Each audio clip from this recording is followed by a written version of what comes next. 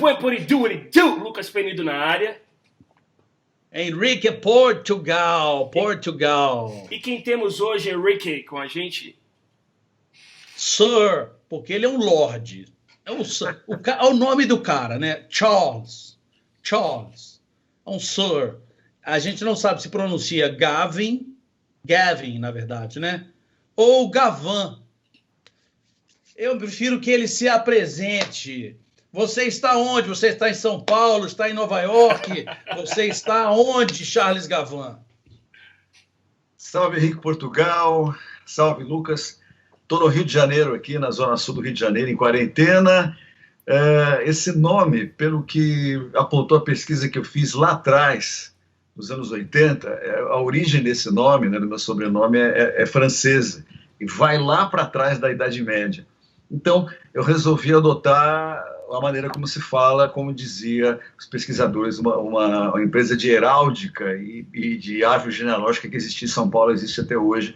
Então, resolvi adotar a pronúncia Gavan, né? Mas é um nome muito comum, tem em vários lugares do planeta esse nome, é um nome super comum na Inglaterra, na Escócia, na Itália, na Espanha, né? Então, resolvi adotar. Mas esse, tá vendo, Lucas? Elegância, Itália, cara, sensacional. Espanha. Pergunta, quer começar aí, Henrique, ou eu começo? Pode começar, Lucas, pode começar. Então, vou começar com uma historinha, porque a gente estava aqui falando no backstage, pode-se assim dizer, embora estejamos agora em 3 cidades diferentes e em 2 países diferentes. O Charles estava me contando uma história de Nova York e tal, e ele tocou num nome mágico chamado Virgin. Charles, cara, de verdade, tem 20 anos que eu tô esperando para te agradecer sobre uma coisa, cara, que é o seguinte. Inclusive, nesses 20 anos, a gente estava falando uma vez, Henrique, da gente não conhecer os nossos heróis, né? E uma vez eu vi o Charles, eu estava saindo do Quality ali na Oscar Freire, aquele ali do Rua da Constelação, e o Charles estava entrando, e quase que eu parei e falei, cara, tem que te falar uma coisa. Só que eu falei assim, não, velho, eu não vou fazer, sou um menininho educado, bacana.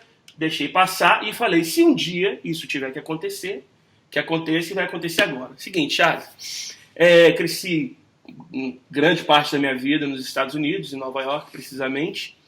E, cara, sempre gostei muito de música. Uma das maneiras que a minha mãe, ela manteve o nosso português legal, principalmente o meu e da minha irmã. Meu irmão já muito criança e tal, já não sabe escrever muito bem em português e tal. Mas a minha mãe ia ao Brasil, voltava com alguns livros, com alguns discos, e falava pra gente, olha, vocês querem o quê? Eu quero a camisa do meu time, eu quero aquele chocolate que a gente comia no Brasil quando eu era pequenininho, taraná. Tá bom, então pra você ganhar isso aqui, você vai ter que ler esse livro e pá. E aí foi, e isso aguçou muito o meu amor pela música. Ok. Eu, Mr. Charles Gavan, trabalhei na Virgin Megastore, foi meu primeiro emprego, aos 17 anos de idade. E, cara, lá o buyer, né, o cara que faz a compra dos discos, ele gostou muito de mim. E aí falou, Lucas, eu quero trazer algumas outras coisas do Brasil que não sejam aquilo que todo mundo conhece. Tom Jobim, Caetano, nada contra, mas assim, aquelas coisas que são João Gilberto, que o americano já conhece. Você conhece a cena no Brasil? Eu falei, claro. Mal sabia ele que não só estava trazendo para a Virgin, mas também estava trazendo para mim, porque eu também queria escutar muita coisa. Ok, numa dessas, meu pai tinha me falado de uma banda, que foi uma banda revolucionária e tal, e eu nunca tinha escutado uma música, para ser bem sincero. E aí trouxe uma série de discos e tal, veio Titãs, veio Legião, veio uma galera que isso não tinha ainda nos Estados Unidos, que ficava naquele segundo piso ali, que era do World Music. Quem conhece conheceu a Virgin sabe que o segundo andar tinha isso. Vem o meu agradecimento e a minha pergunta, que é a seguinte. Eu vi um disco, que eram 2 discos em um. E 2 discos em um CD. Já ouviu falar dessa série, cara? Não sei, enfim. Se você não viu, eu vou te explicar. Então são 2 discos em um CD e me foi apresentado o quê? Uma das bandas que eu mais curto hoje, que se chama Secos e Molhados. E quando eu vi lá atrás, sabe quem fez essa série, Mr. Henrique Portugal? Charles Gavan. Então, tem 20 anos que eu tô querendo te dizer, cara, muito obrigado, porque se não fosse você, um cara lá em Nova York não teria conhecido Secos e Molhados, cara. Então, eu queria começar essa bate-papo nosso, te agradecendo por isso, e te perguntando de onde veio a ideia, que eu sei que também tem Novos Baianos, Tom Zé, de onde veio a ideia de colocar essa galera juntas e mostrar esse som pra molecada nova, pra rapaziada, pra todo mundo. Obrigado pelas palavras, Lucas. A ideia veio muito lá atrás, porque assim, uma das grandes vantagens de você estar na estrada tocando é você conhecer as cidades. Eu nunca fui um cara que ficava trancado em hotel. Sempre quando eu chegava numa cidade, saía para procurar alguma loja de disco, algum sebo, no caso aqui do Brasil, né?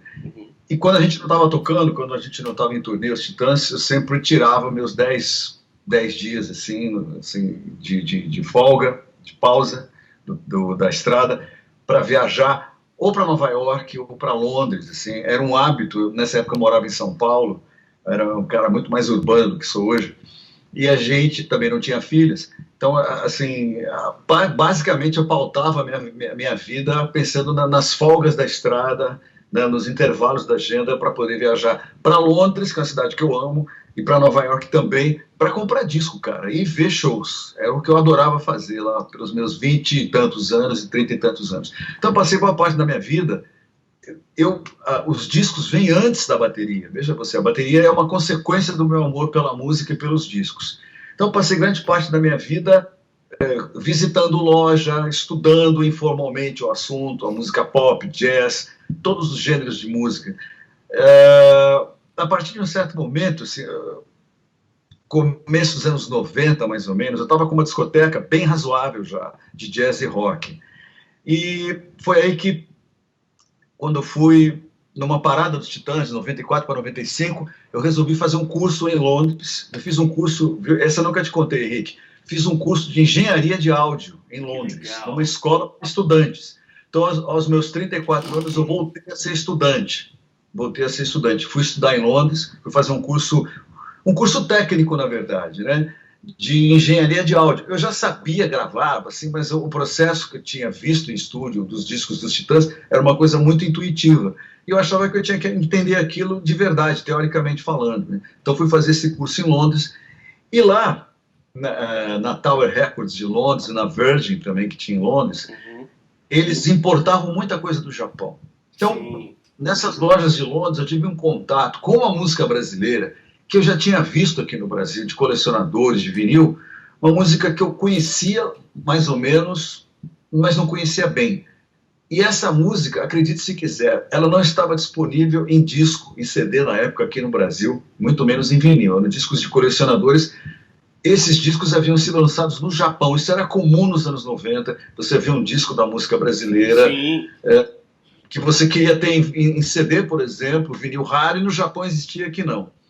E isso em Londres foi uma realidade que eu entrei em contato direto, e essa percepção dessa situação absurda de alguém aqui no Brasil querer escutar o disco, sei lá, seja do que for, do Ayrton Moreira, ou do Meirelles, ou de grandes caras da bossa nova e do samba jazz, que é um gênero que eu já estava me interessando ali no princípio dos anos 90, achei essa situação um pouco esquisita. Eu tinha dinheiro para comprar, porque eu tinha dinheiro para comprar os discos, para viajar de volta, mas eu pensei, bom, e o cara que está aqui no Brasil, o cara que está estudando bateria, está estudando piano, está estudando saxofone, trompete, o cara quer estudar bossa nova, quer ter acesso a essas gravações de discos muito importantes desse período, estou falando basicamente de 60 e 70. O cara não vai ter acesso, não tem como achar, não tem como comprar, não tem... Então, cara, junta isso e com aqueles grandes projetos de grandes produtores ingleses que vieram com uma onda nos anos 90 de remixar clássicos do rock e do pop. Um desses caras, dois na verdade, formavam uma dupla, eles começaram esse projeto com os discos do The Who. Uma coisa diferente, remixando clássicos do The Who com a tecnologia dos anos 90. Clássicos que foram gravados nos anos 70, basicamente. O resultado foi muito bom, eu gostei disso, porque revelou coisas que na mixagem original você não ouvia. Então, eu juntei duas coisas assim.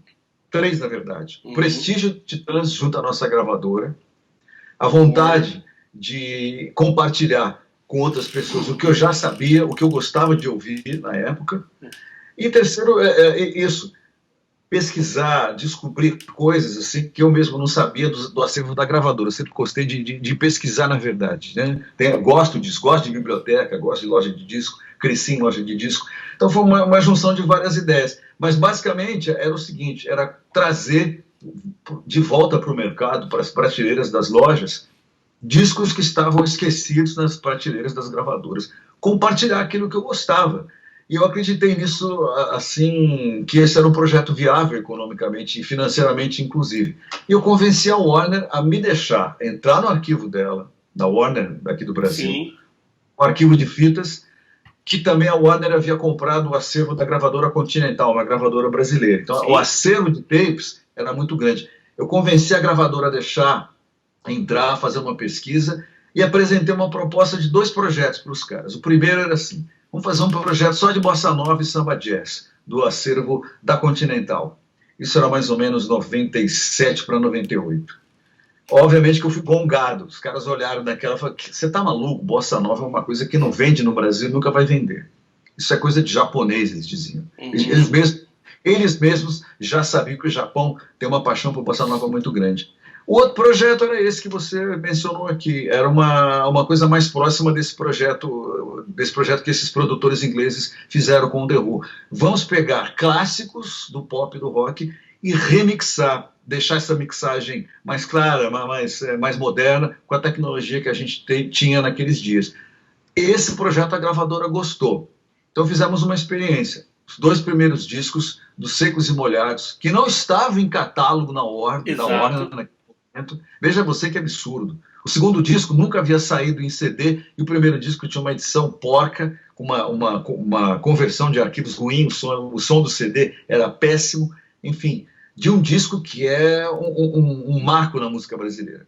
Então, antológico. Sim, fiz esse projeto. A gente, felizmente, o acervo da Continental era muito bem arquivado, muito bem guardado, muito bem condicionado. Eu achei, cara, as fitas originais dos Secos e Molhados. O primeiro disco foi gravado em 4 canais e o segundo disco, de 74, foi gravado em 8 canais. Então, o primeiro disco, aquele que o Vira, Sangue Latino, foi gravado em 4 canais originalmente, 73, 74, o seguinte, 8 canais. Achamos as fitas, fizemos a conversão desses dias. Eu dou uma história longa, mas eu vou concluir, prometo. Não, tranquilo, fizemos a conversão dessas fitas e virou esse CDzinho que você mencionou aqui, que está aqui em cima da minha prateleira. Se quiser, eu pego agora, para a gente ver. Ele está aqui. E aí, o projeto foi lançado, foi um sucesso comercial.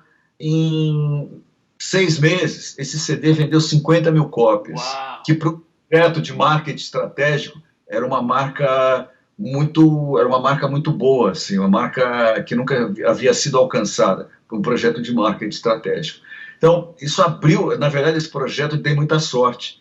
Ele abriu, assim, as portas para fazer outros projetos, abriu, assim, um caminho para que eu fizesse outros projetos. Fiz uma série desses 2 em 1, que você mencionou, chamava-se 2 Momentos, com discos do acervo da Warner, Novos Baianos, Carlos da Fé, Guilherme Arantes, Belchior, A Cor do Som, e por aí vai.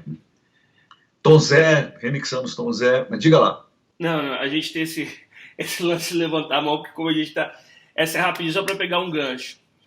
Charles, você conheceu os Secos e Molhados com 13 anos, né? Você falou que foi a primeira banda que você de rock que você teve contato. Aí você escreveu Secos e Molhados em 1973. E você teve um projeto, né, que é o Primavera nos Dentes, que montou uma banda para tocar clássicos dos Secos e Molhados. Aí eu fiquei pensando, cara, Secos e Molhados é meio que o seu... Porque o pessoal fala quando escuta os Beatles, tem sempre aquele lance, a primeira vez que eu escutei os Beatles, eu estava em tal lugar, a pessoa lembra. Os Secos e Molhados tem essa representatividade para você assim, cara? Tem. Eu escolhi o repertório, a obra dos Secos e Molhados por várias razões. E essa é uma delas, a representatividade na minha história, né? Pensa só, 1973, eu tinha 13 anos, Henrique. que traduzindo para os tempos modernos, para os dias de hoje, 13 anos em 73, falando em 2020, é igual a 7 anos ou 6. Inocência, né? A idade mental de um cara de 7 anos, é mais ou menos assim. A gente era muito inocente aos 13 anos, né? Você era muito... Eu, sobretudo, que vivia jogando futebol na rua, adorava futebol, adorava jogar futebol, queria ser jogador de futebol. O universo da gente era esse, na verdade. Não tinha nem namorada ainda, tinha aqueles namoricos assim, de colégio que não resultavam em nada. Nunca tinha dado beijo, cara.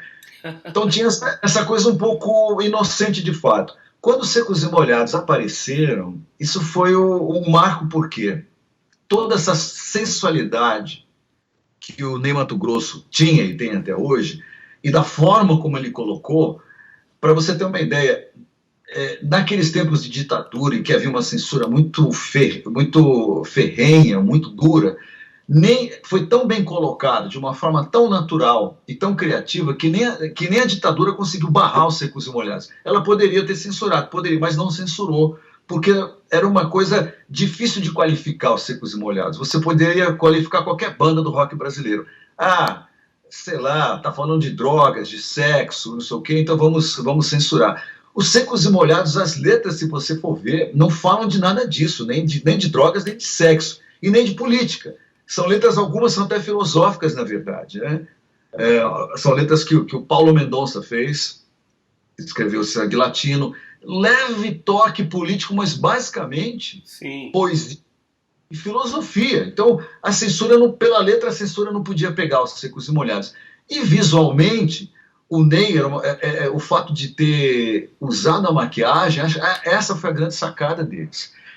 Tirou eles da vida comum, da vida cotidiana, e posicionou esses três caras como três personagens. Então, era um cara quase assim, podia ser um cara de história em quadrinhos, um cara do teatro kabuki. Era um personagem, eram os três personagens. Essa explicação que o Ney deu depois. Ele queria, na rua, andar livremente sem que fosse reconhecido. Então, eles acharam uma forma de colocar assim, a tua música nesse patamar. A gente sobe no palco, nós somos três personagens, somos os Secos e Molhados, e fora daqui nós somos músicos, compositores, homens, pessoas normais, né? Quando eu vi aquilo na TV pela primeira vez, tem ainda um vídeo no YouTube, se você for ver, uma apresentação de Sangue Latino em playback, cara, na TV Tupi, arrasadora dos Secos e Molhados. Aquela coisa da televisão brasileira, uma iluminação qualquer nota, assim, tudo qualquer nota, né? Mas eles ali com aquelas roupas, então, uma mistura de psicodelismo, meio com coisa hippie, e com essas pinturas no rosto, né? Essa maquiagem meio teatro kabuki, o teatro chinês, isso foi absolutamente revolucionário. Então, de certa forma, não deixa aquilo de perder, aquilo foi uma espécie de fim da era da inocência, porque tinha uma sensualidade do Ney e das músicas, as músicas eram meio sensuais.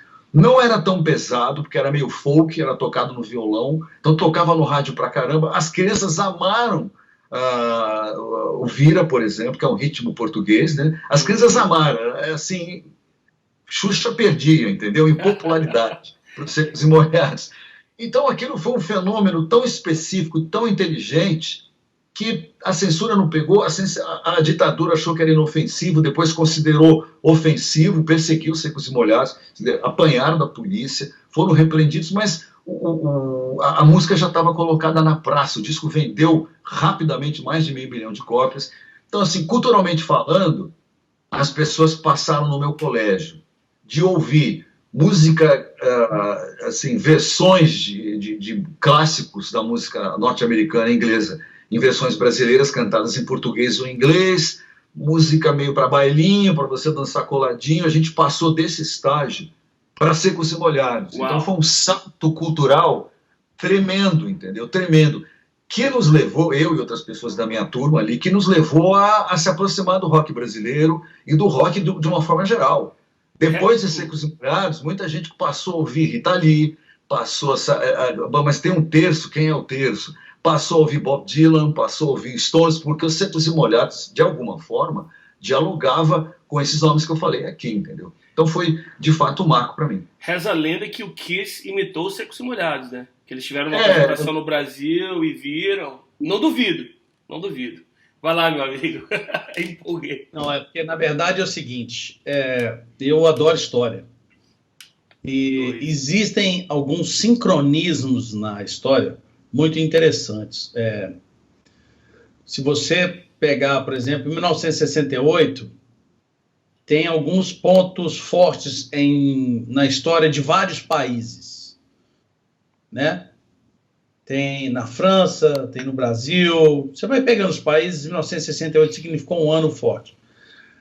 Para a música, eu nem vou chegar na década de 80 e 90, não, porque aí a conversa a gente não acaba ela nunca, né?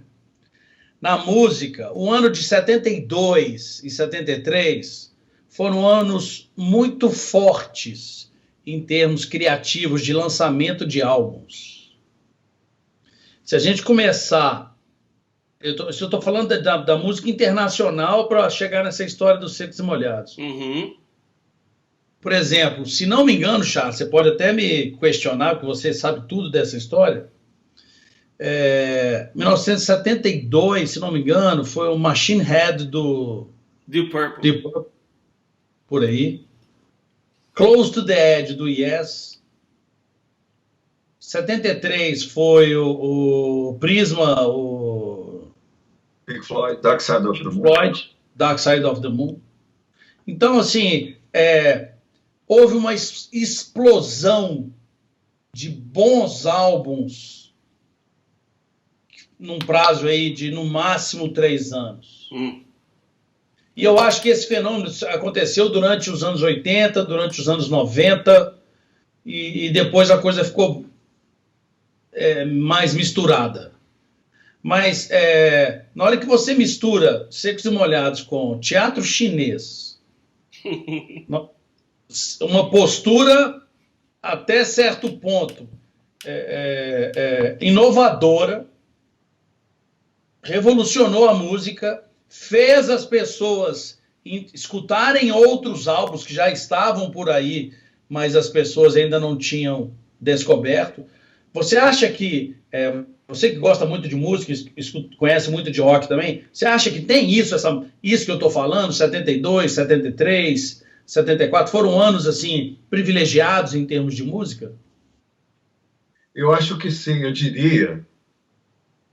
As décadas de 60 e 70, Henrique, elas lançaram as bases para o que a gente faria depois, tanto na nossa geração, dos anos 80, quanto na sua, dos anos 90, né? Se você olhar, de uma certa forma, quase tudo que a gente fez em pop, rock, enfim, quase todos os gêneros, de alguma forma isso foi meio que delineado, meio que feito, arquitetado ali nessas 2 décadas, né? Princípio dos anos 70, uma coisa interessante ali, eu vivo pensando sobre isso e vivo querendo dar algumas respostas, mas acho que é difícil a gente formular uma resposta só. No final dos anos 60, no começo dos 70, se você for ver bem, de 67 até 73, 7 anos, né, 6, 7 anos, pega tudo que saiu ali.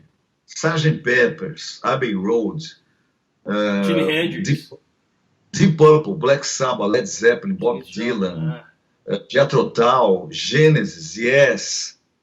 Cara, vai embora. As bandas americanas, The Band, por exemplo, que é uma banda que eu amo, The Band, né?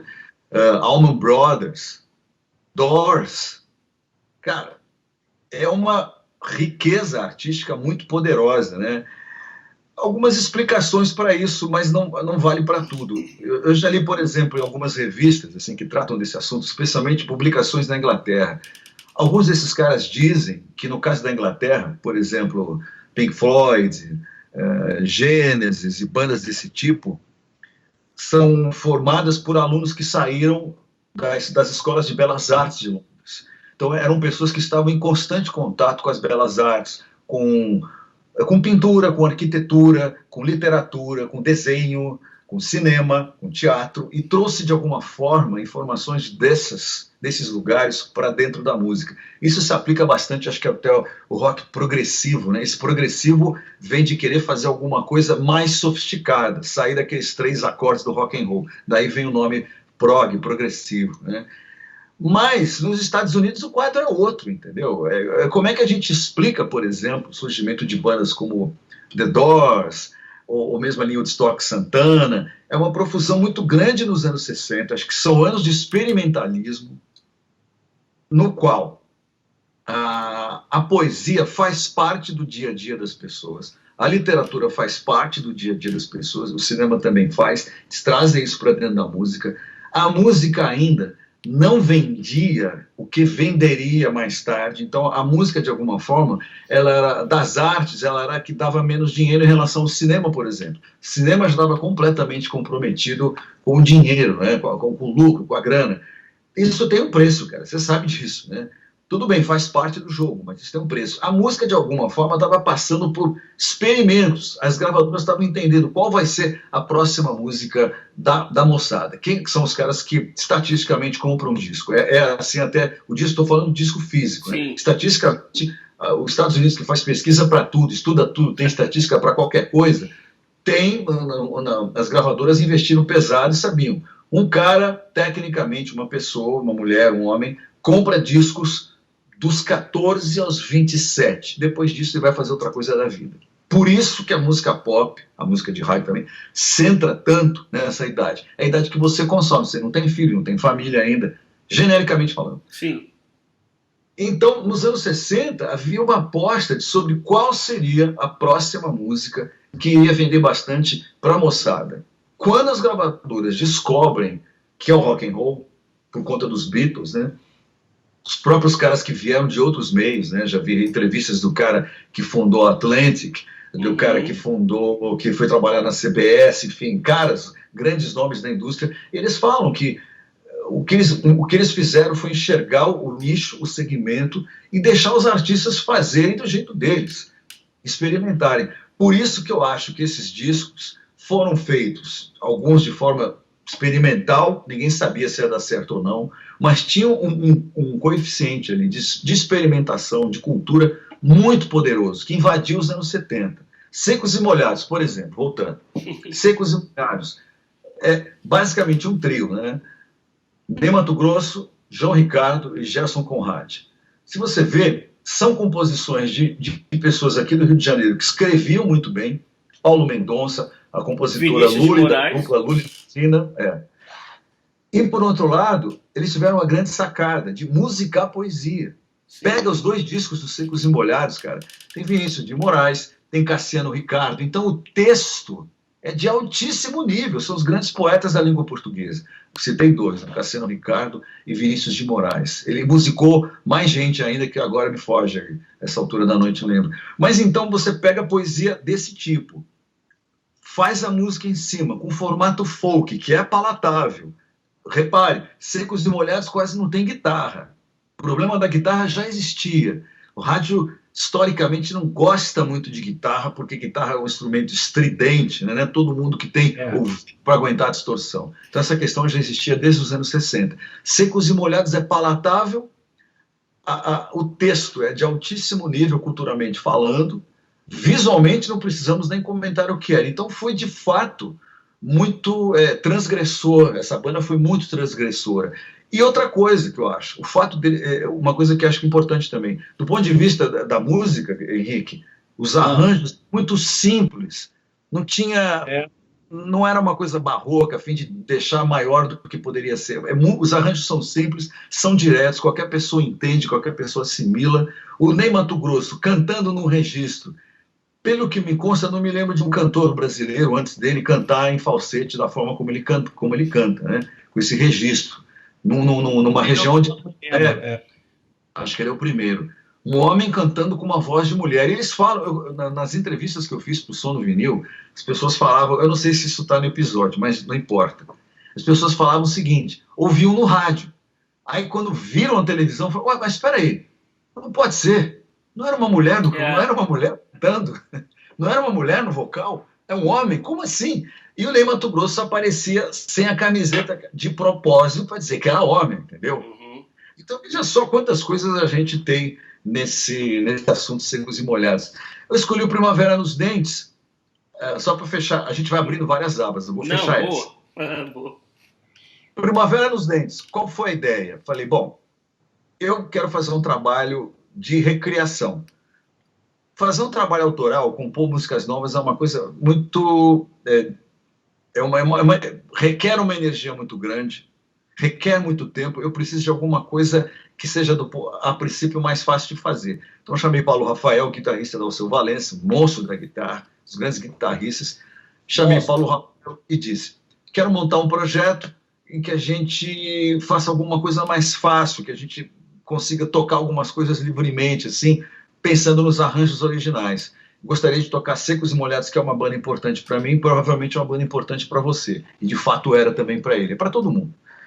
Montamos o coletivo, um amigo nosso, o irmão da Fernanda Abreu, o Felipe Abreu, me indicou a Braque, uma cantora incrível aqui do Rio de Janeiro, uma gaúcha que mora aqui, com 20 e poucos anos. Ela trouxe o Felipe Ventura, que era da banda Baleia, aqui do Rio de Janeiro. Felipe Ventura, violino e guitarra. E aí o quadro se completou com Pedro Coelho no baixo e na voz, que Paulo Rafael trouxe. No começo, cara, a gente tentou fazer assim, nem uma releitura, a gente tentou tocar as músicas com os arranjos originais. Só que não estavam soando bem na nossa mão. A gente estava soando uma péssima banda cover, uma banda horrorosa. Não ia passar nem no primeiro barzinho, cara, esse projeto. Então a gente viu estava horrível, simplesmente não funcionava. Por quê? Uma coisa é você ouvir o som dos Secos e Molhados daquela época, com aqueles instrumentos, com aquele timbre, com aquelas pessoas.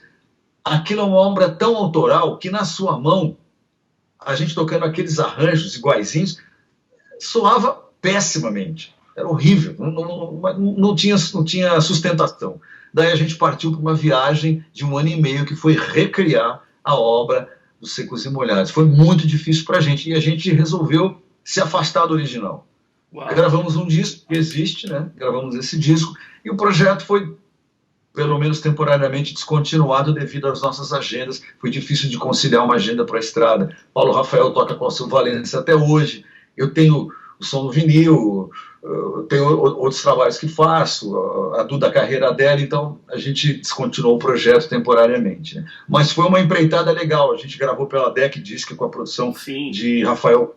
Né? Isso. É um projeto que eu curto bastante porque ele foi assim,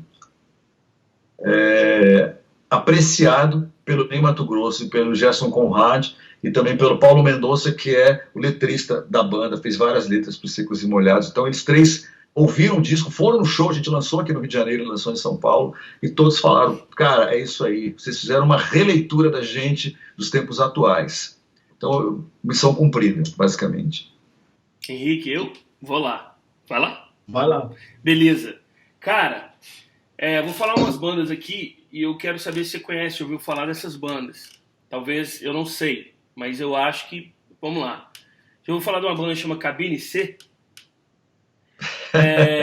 Aí tem uma outra que fez também sucesso no Brasil, até regravou Secos e Molhados, chama RPM. Tem uma outra também que eu curto pra caramba, paulista, que chama-se Ira. E aí tem uma outra que fez, né, sucesso também, chama Titãs. E até tem uma que é meio que uma super band, que é a Pan-Americana. E todas elas têm uma coisa em comum. Você sabe o que é? Sabe o que é, Charles? Sabe, Henrique? Charles.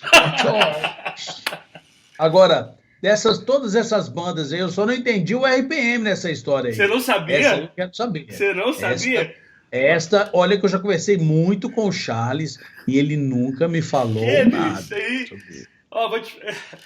Então, aí fica a pergunta, cara. Seria o Charles gravar o nosso Dave Grohl? Porque o cara, tipo, tá em todos os projetos. Aê, boa. Uhul! Ô, Lucas, eu acho que eu tô mais pra Forrest Gump do que pra David Grohl, hein? Porque se contar, ninguém acredita, né, velho? Como é que foi isso, cara? Ter participado dessas bandas, assim... E todas fizeram sucesso, se for pensar. Eu fiquei 2 anos e meio com o Ira, 2 anos e meio para 3, uma fase incrível. Várias músicas do repertório do Ira passaram pelas minhas mãos. O Edgar já meio trazia no ensaio. Edgar é o principal compositor do Ira, obviamente. Sim. trazia no ensaio, assim, já tinha uma indicação do que a música deveria ser, e a gente trabalhava coletivamente. Eu ia fazer 25 anos em 25 anos em 1985. Estava fazendo o último ano de administração na PUC de São Paulo. E a vida estava estranha, cara, porque a gente tocava na noite, o Ira, a gente tocava, não ganhava nada. Eu adorava o trabalho da banda, mas a gente não ganhava absolutamente nem um centavo. E quando tentamos um contrato com alguma gravadora, a única que nos recebeu foi a Warner. Fizemos uma demotape que eu não tenho, e a Warner ficou um tempo assim, sem dar uma resposta para a gente, mas quando foi no começo de 1984, a Warner disse, olha, não vai gravar não, a gente não vai contratar vocês, vamos contratar algumas bandas daqui de São Paulo, fez isso de fato, os Titãs vieram depois, mas por enquanto a gente não vai contratar o Ira, por enquanto não vamos. Gravamos um compacto e ficou naquilo, não fomos para o LB. Eu fiquei muito frustrado, cara, porque eu ia fazer 25 anos e na minha cabeça, o que passava pela minha cabeça naquele momento era assim, ou agora eu consigo me profissionalizar, ou não consigo mais, eu já estou com 25, vou fazer 25 anos no ano que vem, né? Vou me formar num curso que eu não gosto, que é administração de empresas, não vou fazer nada com isso na minha vida, gosto da minha universidade, que era a PUC, mas não gosto do curso. Gosto da minha banda, mas não ganho nada. O que eu vou fazer na minha vida? Então eu tive assim uma loucura, um momento de fato de delírio, que eu cheguei para minha família e falei, olha só, eu vou abandonar tudo. Vou parar de tocar, vou parar de estudar, ou minha carreira agora acontece alguma coisa, ou então não sei o que eu vou fazer da minha vida. Eu estava de fato muito preocupado, né? Eu morava com os meus pais, então não tinha nada a temer, assim, tinha teto para dormir e comida para comer. Meus pais falaram, tudo bem, né? Tudo bem, você tem 24 anos, é meio por aí mesmo. E aí, rapaz, acabei saindo do Ira de uma forma estranha. Eu e o Nazi, naquela época, a gente estava um pouco se estranhando. Natural quando você tem uma banda, né? Mas a gente era muito novo, muito jovem, né? Eu acabei saindo do Ira de uma forma meio esquisita, não conversei direito com o Nazi, não expliquei porque estava saindo, só falei com o Edgar, não falei com o baixista, com o Dino, e fiquei disponível, fiquei sem banda nenhuma. Paulo Ricardo soube, me ligou e me convidou para entrar no RPM, que estava gravando o primeiro disco, aquele que tem Loiras Geladas, né? Aquele disco com a capa amarela. Sim. Eu topei entrar no RPM, entrei no RPM, ensaiei o repertório todo do primeiro disco, mas como eles estavam num processo de finalização desse disco, buscando empresário, não teve nenhum show, nenhum. Teve a finalização do disco, o álbum seria lançado em 1985, a Sony estava esperando um pouco, tinha a Blitz, tinha a Gangue 90, tinha Lobão, Legião. As gravadoras estavam estudando o que ia ser feito. A Legião Urbana já tinha, acho que ia disco, né? 85, Paralamas também já tinham lançado, Barão já tinha lançado, as gravadoras estavam estudando o que fazer, então a RPM estava na fila. E eu fiquei ali, ensaiamos o repertório e ficamos esperando, não tinha show, não tinha nada, um marasmo total. Eu era muito amigo de Paulo Ricardo e de Schiavon, gostava do som da RPM também, obviamente. Aí, cara, os Titãs me chamaram, me telefonaram, o Branco me ligou, no dia 24 de dezembro de 1984, para dizer, olha só, a gente vai ter mudanças estéticas aqui dentro dos Titãs e a gente está querendo deixar nosso som mais pesado, a gente sabe que você está com a RPM, mas vocês não estão fazendo shows, de repente vocês estão parados, a gente quer saber se você está interessado em entrar para os Titãs. Cara, fiquei meio atônito, porque os Titãs já estavam estourados. O Sony Firet já estava arrebentado. Exatamente, já estava estourado. Combinei um encontro com o Brito e com o Branco nesse dia de Natal. Acabei o almoço de Natal com a minha família e fui encontrar o Brito e o Branco à tarde, domingo à tarde, dia 24 de dezembro. 25, perdão. Aí conversamos e aí eu falei, olha, deixa eu pensar um pouco, essa proposta é muito séria, uma proposta de vida. Eu trabalhava nessa época na Panasonic, era operador de computador de grande porte, operava aqueles computadores gigantes da IBM, né? Então eu tenho que trancar a faculdade, Henrique sabe disso, e sair do meu emprego. Mas era o que eu queria fazer, né, cara? Eu queria viver de música, né? Pensei uns 2, 3 dias e falei, tô afim, eu topo.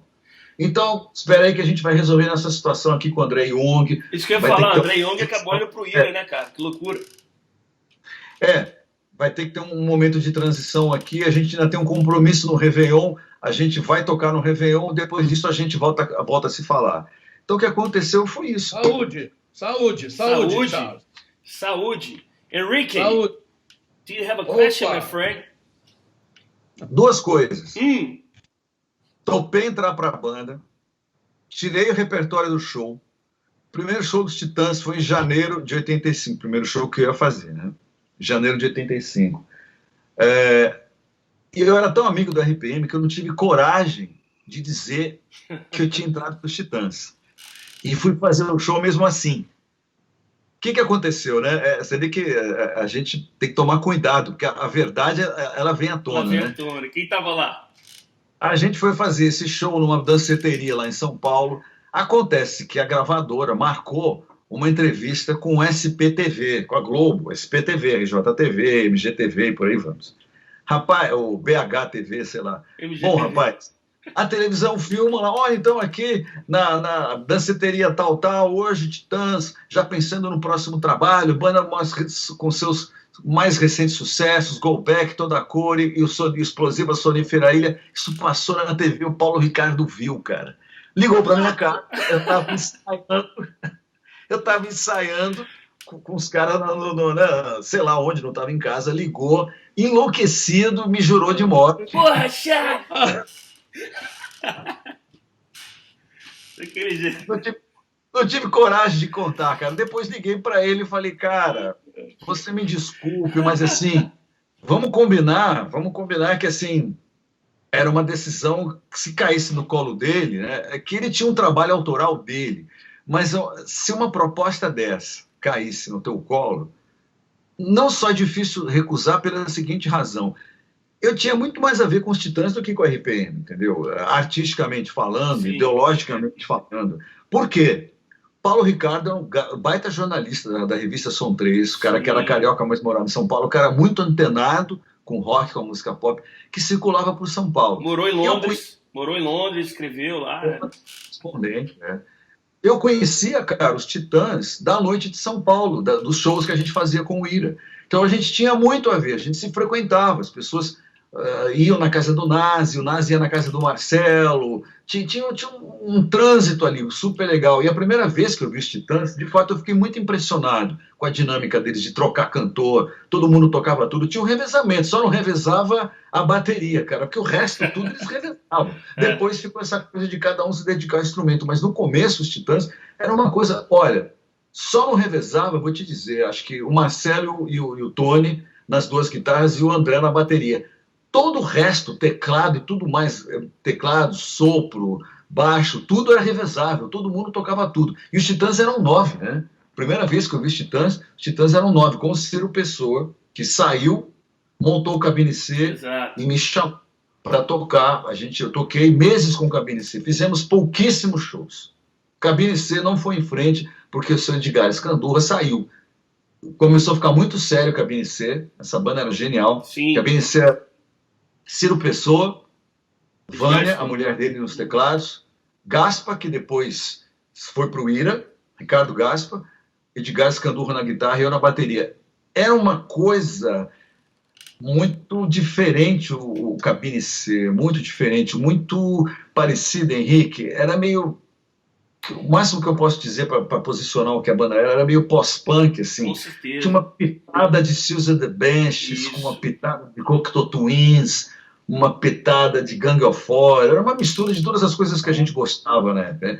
Fizemos pouquíssimos shows e quando ficou de fato sério e a gente começou a ser falado na noite de São Paulo, o Edgar recuou e falou, não, o meu projeto é o Ira, cara, a minha música é o Ira, eu vou sair da banda. Aí quando ele saiu, eu saí junto, não continuei no Cabine C.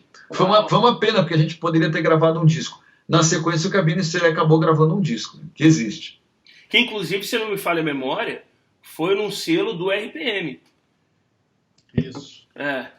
Se eu não me engano, o RPM perdeu mais de $100 mil nesse selo. Que pra ele, naquela época, vendendo... Enfim. Mas faz falta sempre $1. Sim, mas enfim, Henrique. Para qualquer um. Com certeza. Se fosse hoje, então, o dólar, assim. Agora, eu deixei uma aba aberta, eu preciso fechar, desculpe. Eu sou uma encrenca e não tente me entrevistar. Nunca mais fazer de novo. Secos e Molhados. Tinha só uma encrenca. Quando eu achei, Henrique, os tapes originais do primeiro disco, 4 canais. 4 canais. Segundo disco, o que tem Flores Astrais, que o RPM gravou. Sim. 8 canais. Eu precisava converter as fitas originais, fitas de meia polegada, em arquivos digitais. Ou seja, a DAT nessa época, né? O que aconteceu?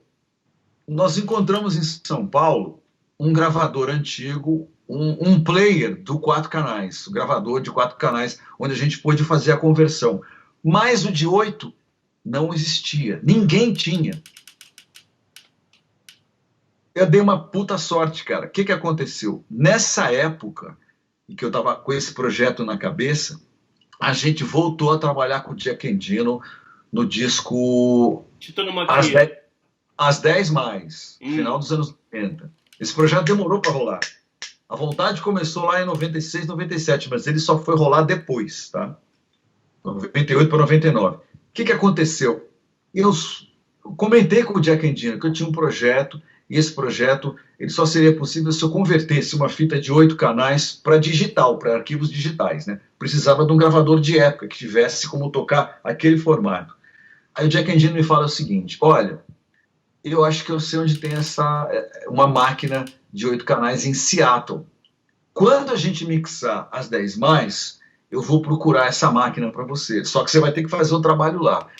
Então, quando nós, os Titãs, fomos gravar o disco As 10 Mais em Seattle, eu fui antes para Seattle, antes de todo mundo, para fazer uma espécie de check-in na banda, alugar equipamento para gravação, checar o estúdio. A Warner deu carta branca para a gente. Então, eu fiquei com o Jack Endino em Seattle, sozinho, uns 15 dias, alugando equipamento, vendo os estúdios, falando com os caras aqui no Brasil. Então, a gente alugou um estúdio incrível, um estúdio de country music no norte de Seattle. E o Jack Endino falou: olha, arrumei a máquina de 8 canais para você. A máquina é do baixista do Soundgarden. Você vai ter que ir até o estúdio deles para fazer a conversão. E aí? Cara, foi surreal, porque assim... Só isso.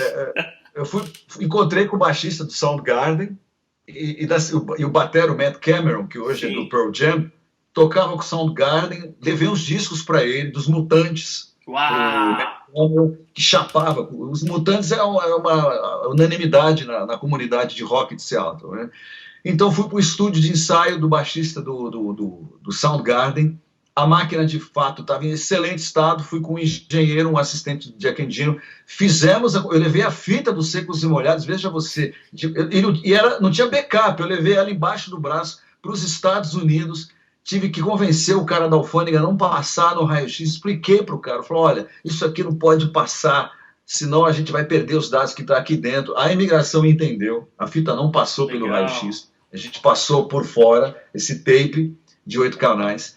Fomos para o estúdio do cara do baixista do Soundgarden, que me recebeu pessoalmente, falou: não, claro, não, tudo bem, pode fazer a conversão aqui, só que tem uma coisa, eu vou cobrar de você, tem um preço. Os Estados Unidos funciona um pouco assim, tá muito certo, é um trabalho. Então ele cobrou, se eu não me engano, ele me cobrou $200 pela conversão. Então quer dizer que Soundgarden, Secos e Molhados, de certa forma, se cruzam em algum momento, né? Tem uma conexão, não podia deixar essa história passar, cara. Henrique? Cara, é sensacional, porque eu vou contar uma história parecida com isso, mas obviamente a minha tem muito menos relevância. É porque a gente... o Titãs também fez Montreux, inclusive. Sim. Na Suíça. Vocês têm um ao vivo em Montreux, não tem? Tem. Sim. Um ao vivo em Montreux, E lá em Montreux, desse festival de jazz, que na verdade não tem nada de jazz, quer dizer, tem jazz, mas tem tudo, né, na verdade, né? Na verdade, é um centro de comunicação. É impressionante, né? Lá, negócio lá em Montreux, porque eles gravam tudo em todos os formatos. E lá que eu vi a primeira carreta de gravação com uma mesa gigante. Uau. Aquelas coisas que por aqui nós nunca teremos. E a gente gravou o Festival de Monteiro numa fita digital de 24 canais. E aconteceu a mesma coisa com a gente. A gente não tinha uma máquina dessa 10 anos depois, não tinha uma máquina dessa. Na verdade, acho que tinha uma em São Paulo, lá no Mosh, no Oswaldo, lá do Mosh. Sim. E aí que a gente custou para exatamente isso. A tecnologia, ela foi mudando, e mesmo você tendo guardado com todo o carinho o seu material de origem, às vezes você não consegue reproduzir porque as fitas foram preservadas, mas os equipamentos que leem as fitas não existem mais, né? As pessoas jogam fora. Muita gente fez isso com vinis, né? Tipo assim, deram, doaram, enfim. Agora eu tenho outra pergunta, já que a gente está falando dessa questão de vinil, que é o seguinte. O Ed Motta, ele fala que o Asia, né, do Steely Dan, é o grande álbum da vida dele. Ele tem ele em, sei lá, 3 ou 4 pensagens. Eu tenho uma história...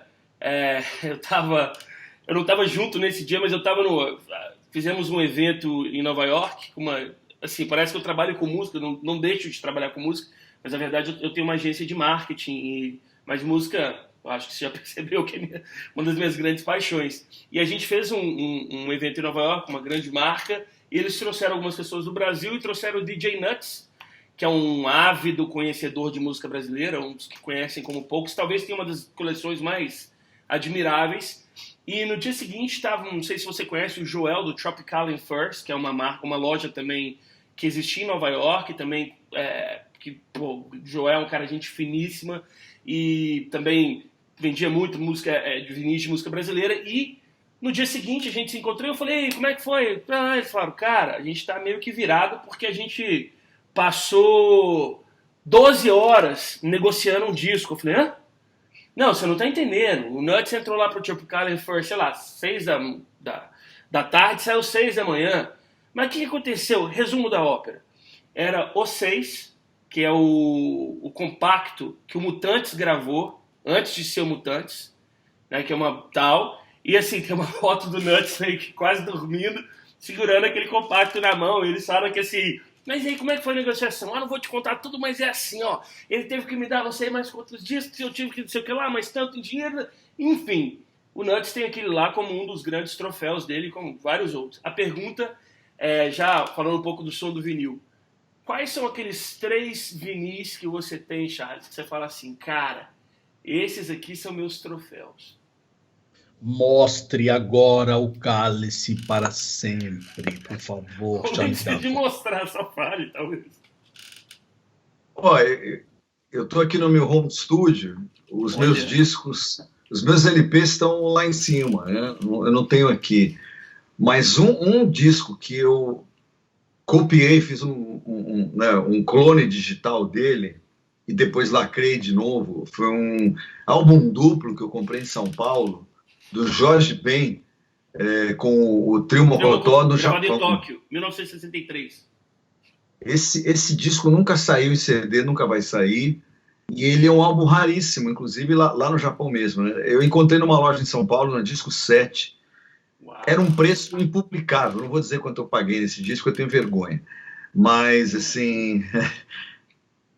Eu estava naquele vai, não vai na loja, aí o Carlinhos, que é o dono da loja, um cara super gente fina, me fala assim, cara, eu facilito para você, eu divido no cartão em N vezes. Se você não comprar esse disco hoje, você vai se arrepender amanhã e nunca mais você vai ver esse disco na sua vida.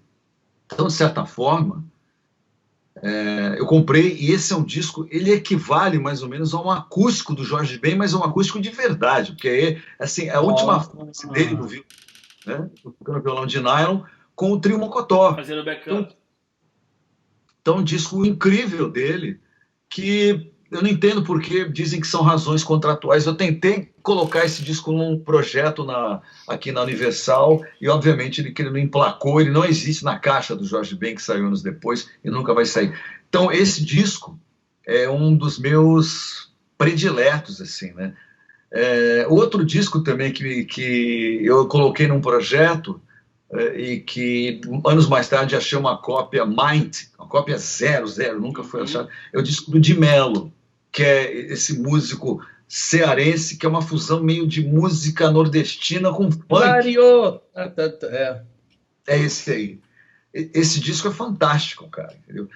Esses dois discos assim, que eu estou falando, com alguns outros que eu vou lembrar, são discos que me marcaram muito. Um outro disco que me marcou muito, esse foi interessante.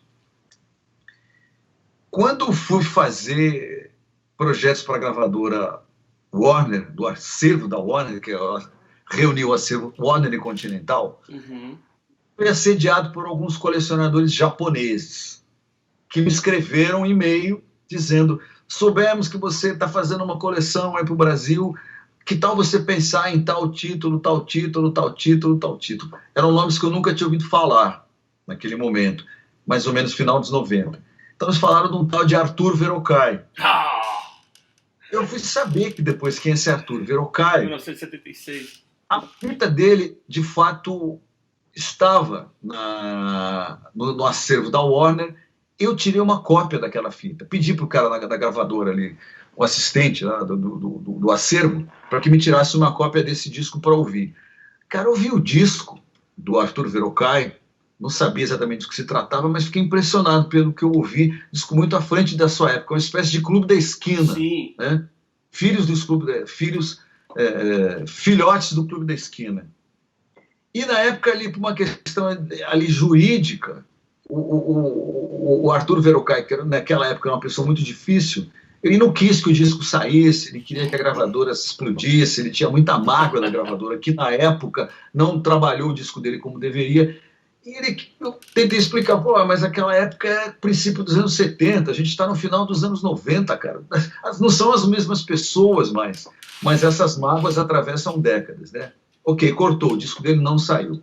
Anos mais tarde, veja você, vou fazer um projeto para a Livraria Cultura, essa que quase faliu, Livraria Cultura, também, e aí resolvemos colocar o disco do Arthur Verocai. Aí já uma outra realidade, um outro cenário. Arthur Verocai é um cara já contemplado por todas as gerações, reconhecido como puta gênio, inclusive pelo DJ Nantes, né? Sim. E aí tivemos a seguinte ideia: olha só, vamos lançar o disco do Arthur Verocai. Então vamos lançar o disco em vinil, que é um dos discos mais caros da música brasileira. Vamos fazer uma cópia, uma série limitada em vinil e uma série limitada em CD. Arthur Verocai, ok. Então pede lá o tape para a gravadora para a gente fazer a remasterização, para fazer tudo direitinho. A gravadora disse que perdeu o tape. Eu não sei se de fato perdeu. Fala sério. Mas o que salvou, veja você, o que salvou, Henrique, foi aquela cópia que eu fiz lá atrás para ouvir. Eu fiz uma cópia de monitor em CDR, mas feita com o cara que fez, o cara sabia fazer. Fiz uma cópia flat, super bem feita. Eu guardei esse CDR comigo. Então, anos mais tarde, esse CDR salvou o projeto. Então, o disco do Verocai saiu aqui no Brasil com um som melhor ainda, entendeu? É um disco que hoje já é raro de novo, né? É o 1976? É o que ele tá tipo numa varanda, sentado na capa na varanda? Eu acho que um pouco para trás ainda, um pouco antes, de cabeça não sei. Agora, eu tenho uma história legal para te contar rapidamente sobre essa questão do Jorge Ben e o Trio Mocotó. Eu convivi com o Jorge Ben durante muitos anos. Eu ainda convivo, mas assim, agora mora no Brasil, a gente aqui, mas eu sou filho dele, é um dos meus melhores amigos. E eu lembro que na minha fase de, assim, já existia o MP3 e tudo, eu achei esse disco em MP3. E aí falei com o Gabriel Ben, falei: Gabriel, cara, olha só que loucura, achei um disco do seu pai, nem sabia que o Trio Mocotó tinha tocado com seu pai, porque eu conheci o Trio Mocotó, tipo, 2004 e tal, e aí tocando no Japão. Ele falou: cara, você achou esse disco? Cara, me manda porque meu pai não tem ele. Então, quer dizer, velho, essa mostra a raridade. Henrique, tem uma pergunta, que tem uma aqui quente, velho. Quente e bacana. Posso fazer? À vontade, eu tô Vamos vendo que lá. você tá super animado aí, sinta-se Eu à tô. vontade, Cara, pô, Charles. foram só 20 anos. E esse dia, olha só, só pra dar uma volta. Eu também, engraçado que o Charles falou uma coisa que eu falei, caramba, tá demais. Eu tenho mania, eu falo isso com o Henrique, eu falo assim, eu vou abrindo as abas e depois vou fechando, né? Meu método. Mas esse dia que eu vi o Charles, cara, eu fui pegar alguma coisa assim no. Eu ficava sempre nesse flat quando eu tava vindo de Nova York pra São Paulo. E você tava lá, cara, e você olhou assim, eu olhei. E eu falei, não, cara, não vou falar nada. E eu sou muito disso. Na hora que é pra acontecer, não tinha momento pra acontecer melhor que esse, pelo menos pra mim, assim, cara. Então, tô muito, muito feliz com esse momento.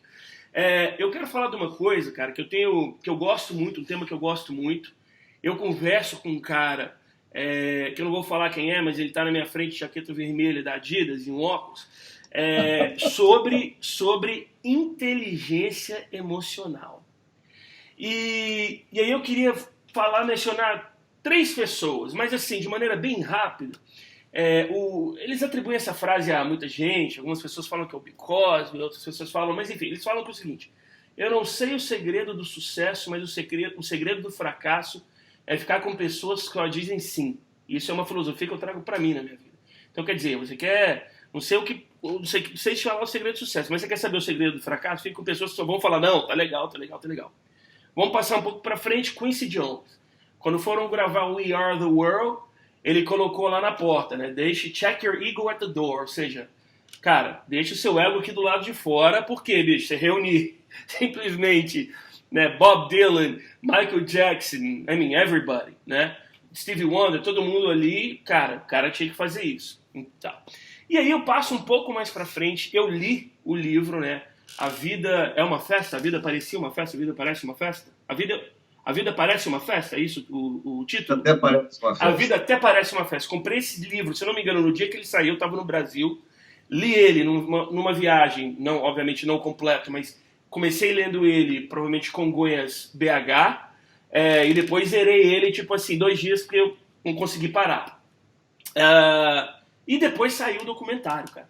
E tem, pra mim, de várias cenas, a cena emblemática do Liminha falando com você naquela virada. Pô, Charles, não sei o que lá. E depois chega pra você, a gente te ama. Ele fala, tem um apelido, esqueci o nome. A gente te ama, blá, blá, blá, blá, blá. Beleza, o que eu vi naquilo ali? Eu já revi essa cena várias vezes. Cara, você é o Charles Gavan, velho. Querendo ou não, você é baterista de uma das bandas de mais sucesso. Liminha também, o que dizer? Talvez seja o Quincy Jones do pop rock nacional. Porém, muitos músicos, artistas, cara, estourariam. Eu falava, quem é você, meu irmão? Pra vir aqui me ensinar, falar como é que eu devo virar, pô. Isso aqui é a minha... Eu queria falar sobre a inteligência emocional. Junto a isso, para concluir a pergunta, eu li isso no livro. Que você, cara, não bebia, nem sequer bebia, cara, durante toda ali enfim, a grande parte da carreira do Titãs. E agora você conta pra gente que você foi pra Seattle 15 dias antes pra ver estúdio. Quer dizer, não precisa dizer muito, você era meio que a espinha dorsal, a cabeça, o cara ali e tal. Cara, conta um pouco de onde veio essa inteligência emocional, sabe, sei lá, não sei se a palavra seria serenidade, porque o ego, só para concluir de vez, o ego, eu brinco que o ego e o orgulho já atrapalharam projetos maravilhosos. Talvez se você ele falar, pô, meu irmão, deixa eu falar. Não, você for lá, fez e foi para mim é uma das batidas mais legais do Titãs. De onde vem essa inteligência emocional? Que é uma coisa que estou de frente com um cara que me ensina muito sobre isso. Não vou falar que é o Henrique Portugal para ele não ficar, né? Enfim, é isso. Então, só uma parte. Nem sei o que o Charles vai falar, não, mas eu já perguntei isso para ele e é legal, cara. Gostei da sua pergunta, Lucas. Obrigado. É uma pergunta interessante, né? Aquela cena do Liminha, só esclarecendo o que aconteceu. Eu havia preparado para aquela faixa que a gente estava gravando, que chama-se Violência Gera Violência. Sim. Tinha preparado uma virada de bateria. Tá?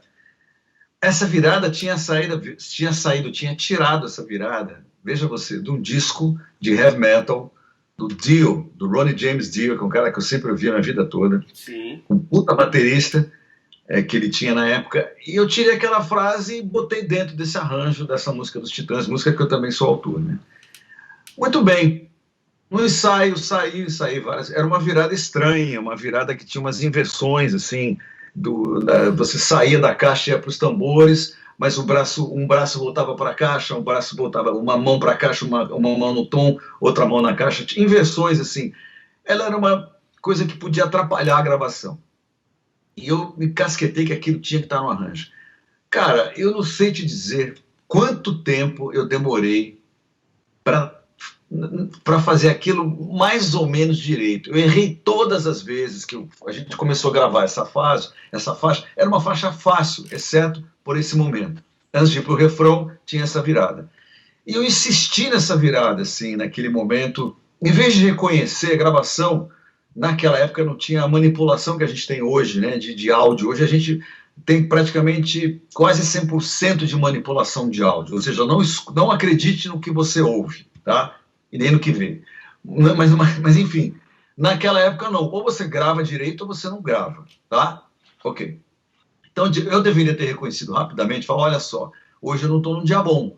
Essa virada não vai sair, só que a música está sendo gravada agora. Como o disco não é só meu, não é um disco solo, é um disco de banda, eu preciso abrir mão dessa virada e seguir em frente com a gravação.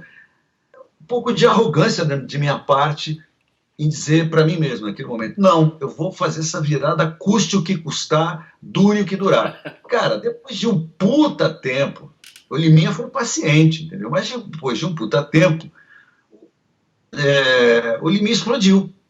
Tipo assim, cara, tá todo mundo aqui esperando, tá todo mundo aqui aguardando e se empenhando na gravação dessa faixa, desse take aqui. Ele só não está acontecendo por sua conta. Então, e você insiste em fazer isso, né? Porra, cara, não dá. Resumindo, o que ele fez foi isso. Só que quando o Liminha fica bravo, é melhor sair de perto, porque o Liminha bravo não queira ficar perto dele quando ele fica bravo. Ele fica perigoso. É verdade. E é um cara muito alto, muito forte, né? Enfim. Então, e a gente estava filmando. O Branco, nessa época, filmava tudo. Sim. O Branco, o Brito, a câmera mudava de mão em mão nos Titãs. Então, felizmente, isso ficou registrado. Então, naquele momento de ego, você estava falando sobre ego, né? Uhum. Você começou falando sobre com esse Johnny Ego. Eu, naquele momento, estava vivendo um momento de ego do baterista. Eu quero mostrar aqui nessa faixa o tanto de técnica que nesse momento eu tenho, o quanto eu sou bom. Isso é o maior erro do músico, entendeu? Do músico, do artista, é querer botar isso à frente da música em si. Eu estava fazendo isso nesse momento. E aí, cara, com essa explosão do Liminha, e os Titãs também estavam aborrecidos comigo, deu nessa cena genial do filme que até o Branco passou a opção para mim na época, quando ele estava editando, depois de muito tempo de edição, ele e o Oscar, que dirigiram juntos, o Branco falou, vem cá, a gente tem essa cena com o Liminha que eu acho genial. O que a gente faz?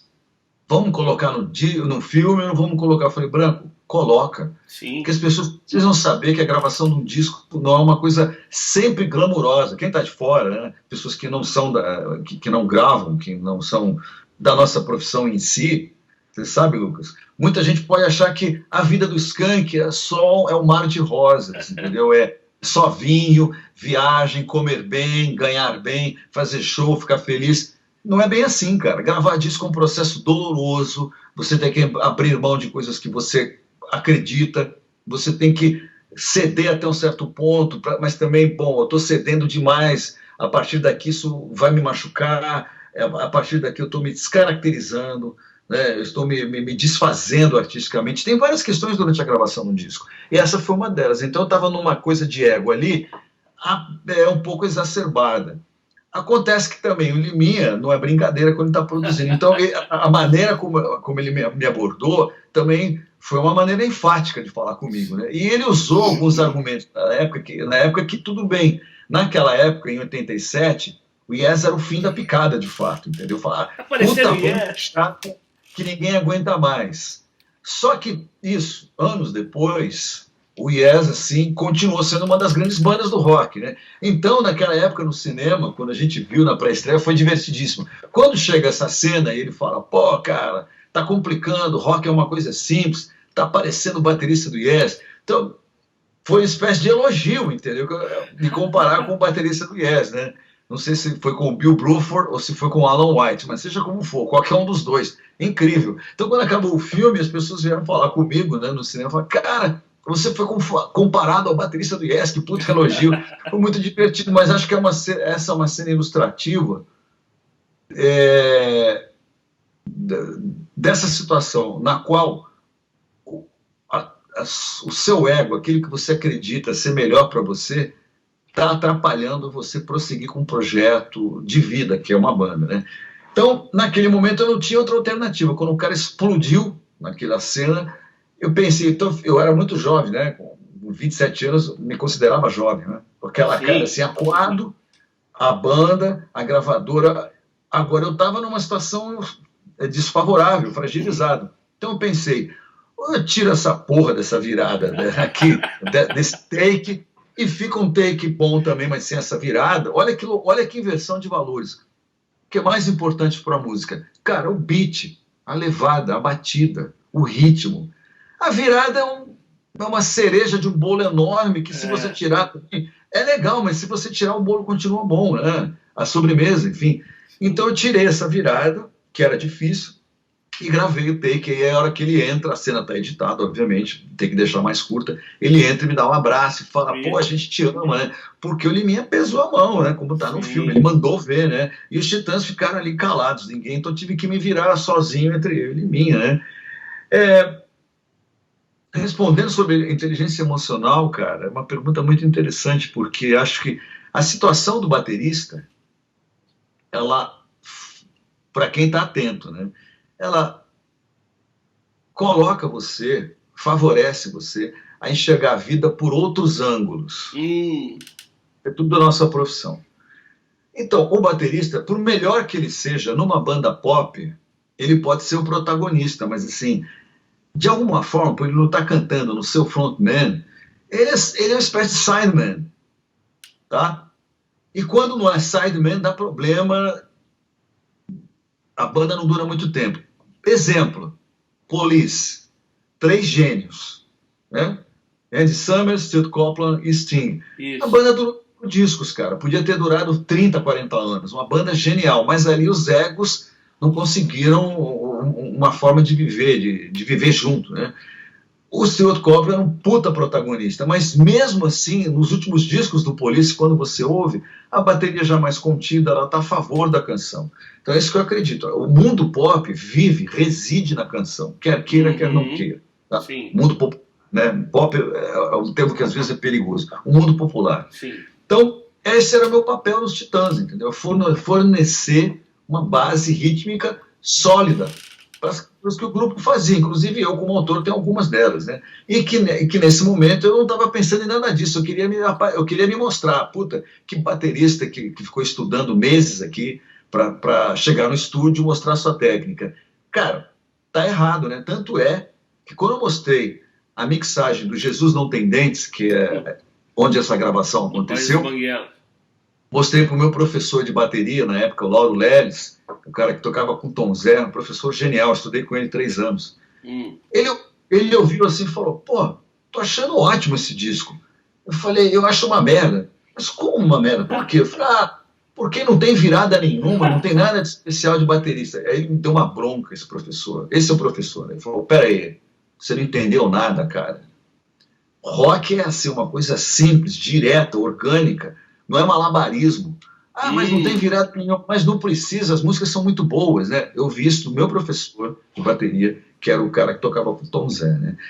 Então, do ponto de vista do batera e de outros sidemen, assim, que existem, você olha as coisas sobre outra perspectiva. E consegue falar, bom, primeiro, ego é preciso colocar de lado para você seguir em frente num projeto de vida. E segundo, os projetos de vida, isso é interessante, o Henrique sabe disso, a gente já falou bastante sobre isso. É uma impermanência na nossa vida. Os projetos não são feitos para durar para sempre. Alguns duram muito, mas nada dura para sempre, nada não tem fim. Então você tem que ter sempre um plano B, tem sempre, não é ser pessimista, ser realista. Hoje está legal, amanhã pode ser que não esteja. Eu preciso, de alguma forma, minimamente, estar preparado para uma situação de rompimento, de colisão aqui de ideias, entendeu? De opiniões. Eu preciso seguir em frente com a minha vida, né? Então, de certa forma, eu nunca fui pessimista, sempre fui otimista. Mas sempre olhei para os projetos assim, de uma maneira, olha, isso aqui um dia vai ter um fim. Tomara que seja bom, que seja maduro, que seja legal, mas assim, o que a gente vai fazer depois? Então, talvez muitos bateristas que eu conheço, outros músicos que eu conheço, contemplam e veem a vida dessa forma, Lucas, entendeu? Não sei se isso tem a ver com inteligência emocional, mas a partir de um tempo que você tem uma relação com os Titãs, que eu tive, foram 25 anos de banda. Sim.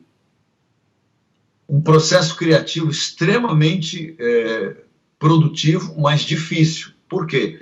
Não havia muita gente, não havia liderança. Então, eu costumo dizer o seguinte, lá, eu vivi nos Titãs, eu posso falar isso com conhecimento de causa, nos Titãs eu vivi o que para mim, aquilo eu chamo de democracia. Democracia é um estado de coisas onde não é a maioria está satisfeita, onde todo mundo está minimamente satisfeito. Então, os Titãs botavam qualquer coisa, desde repertório até onde a gente vai jantar hoje. Uau! Era assim o tempo todo, porque a gente não se desgrudava, a gente saía junto. Volta no restaurante que vai jantar hoje à noite, tá legal. 6 caras querem um restaurante e 2 querem outro. Teve momentos na nossa carreira, com o repertório, com o restaurante, com tudo que você pode imaginar, que esses 2, ou esse um que perdeu a votação, minoria, ficou tão insatisfeita, tão incomodada, que os outros abriram mão. Legal. Isso sempre achei uma forma de democracia muito madura. Fala, olha só, os outros 6 reconhecem que vocês 2 não conseguem suportar essa decisão da maioria. Não foi sempre assim, mas às vezes foi. Então a gente vai abrir mão disso para que vocês fiquem ok, para que vocês tenham a sua vontade aqui atendida e para que a gente não se intoxique, para que a gente não brigue. Isso aconteceu várias vezes nos Titãs. Uma pergunta, cara, a gente já está concluindo, já está indo para as últimas aqui, mas a sensação que eu tenho lendo, né, e até mesmo depois do filme também, é que você e o Fromer, cara, eram ali, eu acho que cada vez mais ouvindo você, talvez a espinha dorsal nessa parte de até mesmo por talvez na época usar substâncias, não sei, whatever, né? Era o cara que tipo assim, calma aí galera, deixa que eu resolvo isso aqui, deixa que eu vou na frente. Era um pouco isso ou tipo... Olha, cada um tinha uma função muito clara dentro dos Titãs. Eu sempre gostei de arquivo, sempre gostei de equipamento, sempre gostei de estúdio. Então, até onde eu fiquei nos Titãs, eu me desliguei dos Titãs em 2010, Sim. Eu estive praticamente todas as mixagens, entendeu? Todas as gravações, obviamente, mas mixagens, masterizações, eu sempre gostei desse assunto. Então, esse é um assunto que eu cuidava, gostava muito bem, me aplicava, aprendi. Então, de alguma forma, eu cuidava um pouco desse departamento, o Brito também gostava muito disso, se interessava. Então, o time de mixagem sempre era, quando era fora do Brasil, e às vezes quando era aqui no Rio de Janeiro também. Era eu, Brito e Tony. Cada um representava um setor da banda. Tony das cordas, eu do ritmo, de uma coisa meio geral, Brito das vozes e da harmonia. Então, a gente elegia um time para não ficar ali, a gente, entre os 8, debatendo mixagem, que é uma coisa que não funciona. Marcelo tinha uma função muito interessante dentro da banda. Marcelo era um cara muito engraçado, muito criativo, tinha tiradas ótimas, um cara que tinha um humor absolutamente incorreto. Isso era muito bom pra gente, profissionalmente falando, porque a gravadora amava o Marcelo. O Marcelo era o cara que fazia a conexão dos Titãs com a nossa gravadora na época, com a Warner e com as outras que a gente passou, no caso depois foi abrir o Music até ele morrer, né? Marcelo era uma figura importantíssima na política interna da banda, porque quando aconteciam esses empates e discordâncias de repertório, de tudo que você pode imaginar, o Marcelo sacava isso e dava um jeito de resolver. Uau. Então, ele era um mediador, digamos assim, se a gente fosse falar de política hoje, ele era um grande mediador, entendeu? Um cara muito político e com muita facilidade, muito engraçado. E do outro lado nós tínhamos assim outras pessoas que tinham funções muito importantes também, como por exemplo os cantores, né? Os 5 caras que cantavam e que revezavam entre si, né? Arnaldo, Paulo, Branco, Nando e Brito. Cara, nos nossos anos dourados, em que nós fomos 8 pessoas, né? Era uma força criativa muito forte, muito poderosa, assim, de criação de música, de texto. E eu, assim, hoje eu estava falando para minha família, assim, minha família, essa quarentena está nos impondo algumas situações interessantes. A gente começa a lembrar de histórias, né? Tanto aqui que estamos falando delas, né? Sim. Mas, assim, eu estava falando para minhas filhas como é que foi, assim, essa entrada para os Titãs, como é que foi. E eu disse isso hoje, inclusive, no jantar. Eu falei assim para as minhas filhas: eu sou muito grato aos Titãs, assim, porque com o convite que eles me fizeram em 84, né, 25 de dezembro de 84, eu pude viver de 24, música. não? 25, desculpa, 25. foi no dia de Natal. Uhum. Almoço de Natal, 25 de dezembro de 1984. Com esse convite, cara, acho que todos nós, Henrique, deve ter histórias desse tipo em que, se não tivesse acontecido aquele convite, aquele encontro, naquele determinado momento, a sua vida teria seguido outro rumo. Henrique estaria trabalhando no CPD como analista de sistemas, eu provavelmente estaria trabalhando numa empresa, porque eu ia me formar administrador, eu tentei ser dentista, não consegui, tentei odontologia há 4 anos, provavelmente não ia conseguir entrar, que é um curso super difícil de fazer em São Paulo, né, a proporção. Então, veja você, era um dentista frustrado, não tinha conseguido fazer odontologia, ia me formar em administração, que ia ser uma vida não tão boa quanto essa que eu tenho hoje, né? De poder me dedicar à música, estudar a música, trabalhar com música, ter um programa de rádio, ter um programa de TV, toco, tenho projetos paralelos, entendeu? Então, esse convite, nesse dia, 25 de dezembro de 84, é um dia decisivo na minha vida. Assim. Legal. Isso mudou o curso, entendeu? Sou muito grato. O famoso dia D, né? Cara, não, mas tem outra coisa, não que foi fácil, mas nesses 25 anos, a gente passou por vários percalços. Algumas pessoas foram saindo, né? Arnaldo saiu em 93, eu acho, 93 para 94, acredito, mais ou menos isso, porque queria fazer a música dele, legítimo, né? Uhum. Legítimas. Depois, Marcelo faleceu num acidente infeliz. 2001.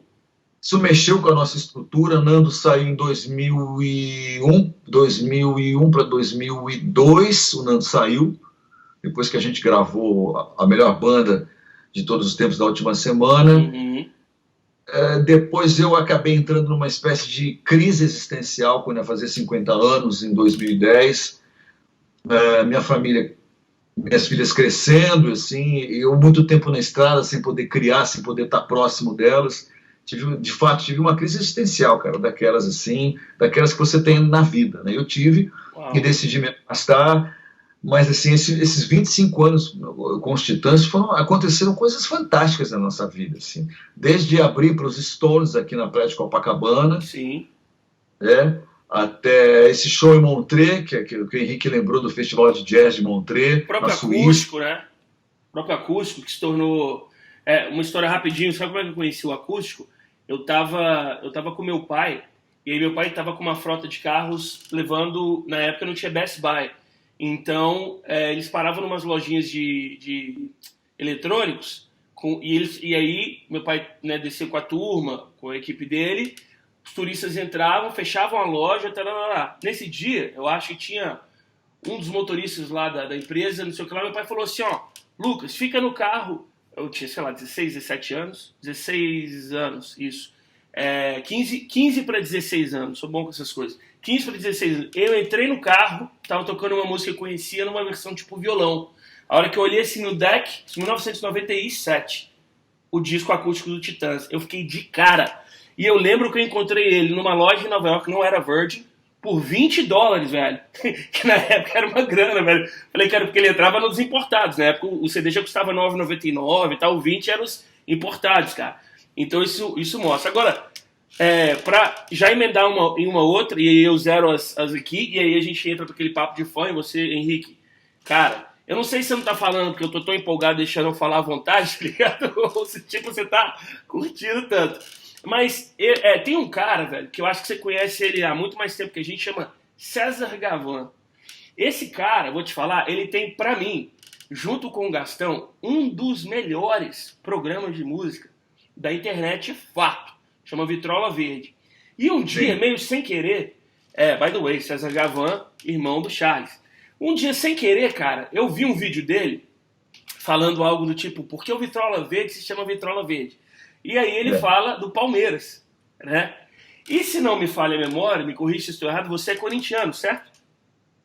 Correto. Me explica, velho. Vocês dois ali, como é que um foi para um lado e você é corintiano roxo, né? Se não me falta a memória.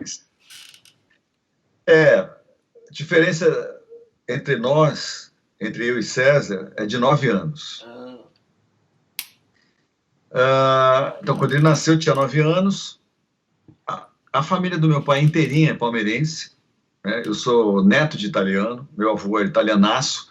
Todos torciam para o Palestra, menos o meu pai. Meu pai, eram 9 filhos na família de meu pai. Meu pai, se eu não me engano, era o 7º. Então, depois do meu pai, são todos corintianos. Eu, na época, quando comecei a me interessar por futebol, eu queria ser santista, por conta do Santos, obviamente, e do Pelé. Né? Qualquer garoto da minha idade, obrigatoriamente, se tornaria santista por conta do Pelé. Quando meu pai sacou que eu estava me interessando por futebol e já estava inclinado a ser santista, meu pai rapidamente me levou ao estádio do Pacaembu, que eu acho o melhor estádio para ver jogo de futebol, disparado é o Pacaembu. É muito perto, a arquibancada é muito perto do campo, você quase que escuta os jogadores falarem. É muito diferente dos estádios modernos, né? O Pacaembu é um estádio... old school. Mas acho que 70 anos agora, exatamente, old school. Então ali ele começou a me levar nos jogos do Corinthians, eu de fato comecei a me encantar pelo Corinthians e me tornei corintiano. Quando meu irmão nasceu, eu tinha 9 anos, até aí bota mais uns 5, 7 anos para se interessar por futebol. Meu irmão foi se interessar por futebol com 12 anos. Com meu irmão com 12 anos, eu tinha 21, cara. Então meu pai já estava relaxado. Quando ele viu, o César já tinha se tornado palmeirense, já tinha escapado, porque toda a família era palmeirense. E os meus tios ficaram em cima dele para tornar ele palmeirense, e meu pai não teve como frear. Isso acontece nas famílias. Sim. Você pode reparar. Normalmente, né, na nossa estrutura patriarcal, né, nossa sociedade é patriarcal, fica tudo em cima do pai, a coisa do futebol. Assim, se o pai relaxa, vem ali sei lá, um cara fora da família, sei lá, um tio, um primo, e converte você. Foi o que aconteceu com meu irmão. Ele se tornou um palmeirense doente. Ele não é roxo, ele é doente pelo Palmeiras, entendeu? Ele frequenta o Palmeiras, ele vai nas reuniões dos veteranos do Palmeiras, ele está sempre lá, né? Eu moro aqui no Rio de Janeiro, na condição de corintiano, veja você, não conheço o estádio novo do Corinthians ainda, não foi possível, não consegui ver nenhum jogo lá, porque eu moro no Rio de Janeiro, né? Mas eu tentei ser jogador de futebol.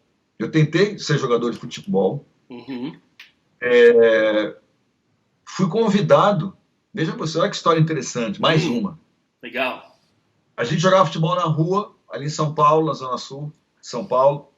Na rua tinha um cara cujo pai era conselheiro do São Paulo Futebol Clube.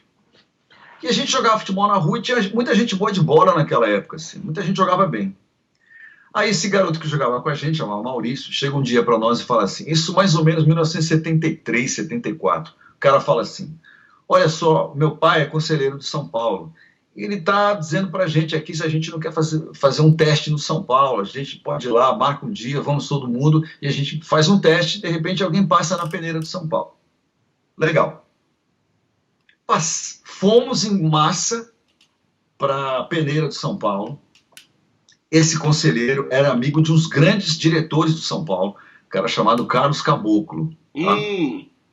O cara nos recebeu lá, fizemos a peneira do São Paulo, eu passei na primeira fase da peneira, fui convidado a treinar no São Paulo, tinha 14 anos nessa época, fazia judô, era um cara meio fortinho, era zagueiro, corria pra cacete, não tinha nenhuma habilidade, mas eu tinha físico.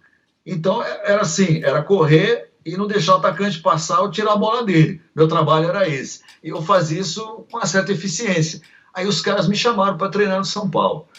E meu pai, nessa época, o principal rival do Corinthians nessa época não era o Palmeiras, era o São Paulo. Depois mudou para o Palmeiras. Ninguém sabe disso. Todo mundo acha que sempre foi o Palmeiras, o grande rival do Corinthians. Não, era o São Paulo. Quando cheguei em casa, cara, e digo pro meu pai que passei na peneira de São Paulo, meu pai me proibiu de voltar. Não acredito, cara.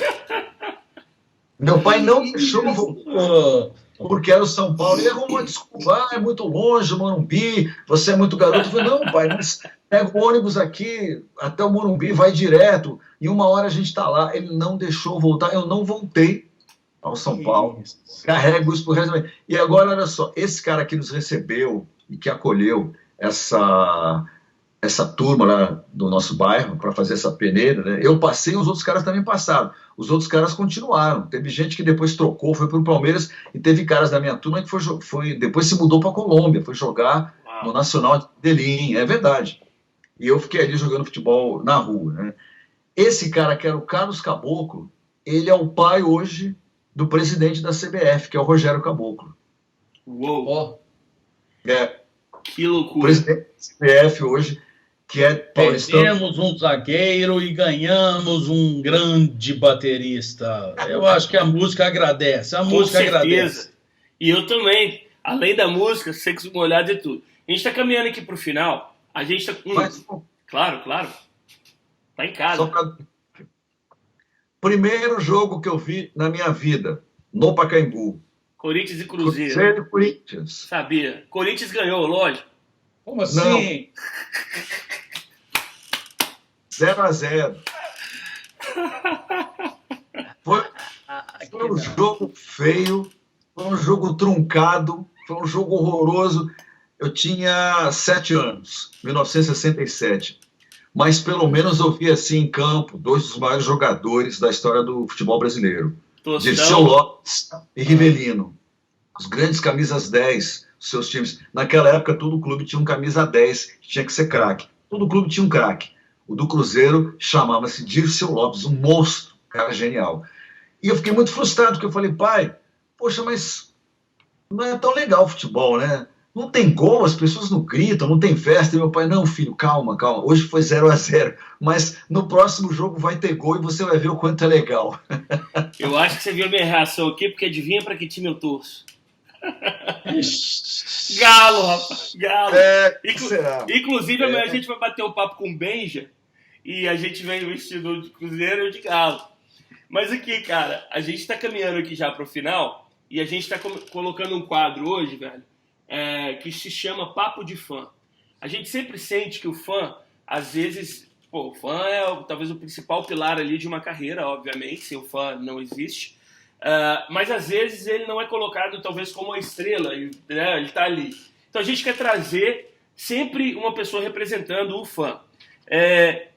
Eu ia até te mandar isso agora por Skype, mas eu acho que talvez pode ser que trave. Eu vou mostrar por aqui mesmo, depois a gente edita e coloca o vídeo aqui. Se não der para ouvir, aí eu realmente mando por Skype. Mas é uma pergunta do Daniel Magalhães, que vai representar o fã durante os bate-papos aqui. Vamos lá. Salve, salve, Lucas Penido, salve, salve, Henrique Portugal, onde você está, Nova York, Londres, Miami, Belo Horizonte, do outro lado da cidade, ou algo parecido, né? Um abraço para vocês aí, sucesso ao canal de vocês, né? Agora a minha pergunta hoje vai para o Charles, tá? Sou fã, tá? Eu queria dizer para ele o seguinte, sou fã, tá? Sobre Cabeça de Dinossauro, lógico, né? Bem, primeiro disco de ouro da carreira, né? 19ª posição entre os 100 melhores álbuns da música brasileira, né? E o 7º melhor álbum pelos ouvintes da Eldorado FM. Qual foi a emoção, por exemplo, de ter aberto uma revista e lido lá que seu álbum está entre os 100 melhores da música brasileira? E olha que a indústria fonográfica brasileira é gigantesca, né? E você fica em 19º colocado. E entre os ouvintes, né, que são as pessoas que validam o seu trabalho, está entre o 7º melhor álbum de todos os tempos. Fala pra gente aí, Charles. Um abraço pra vocês. Tchau.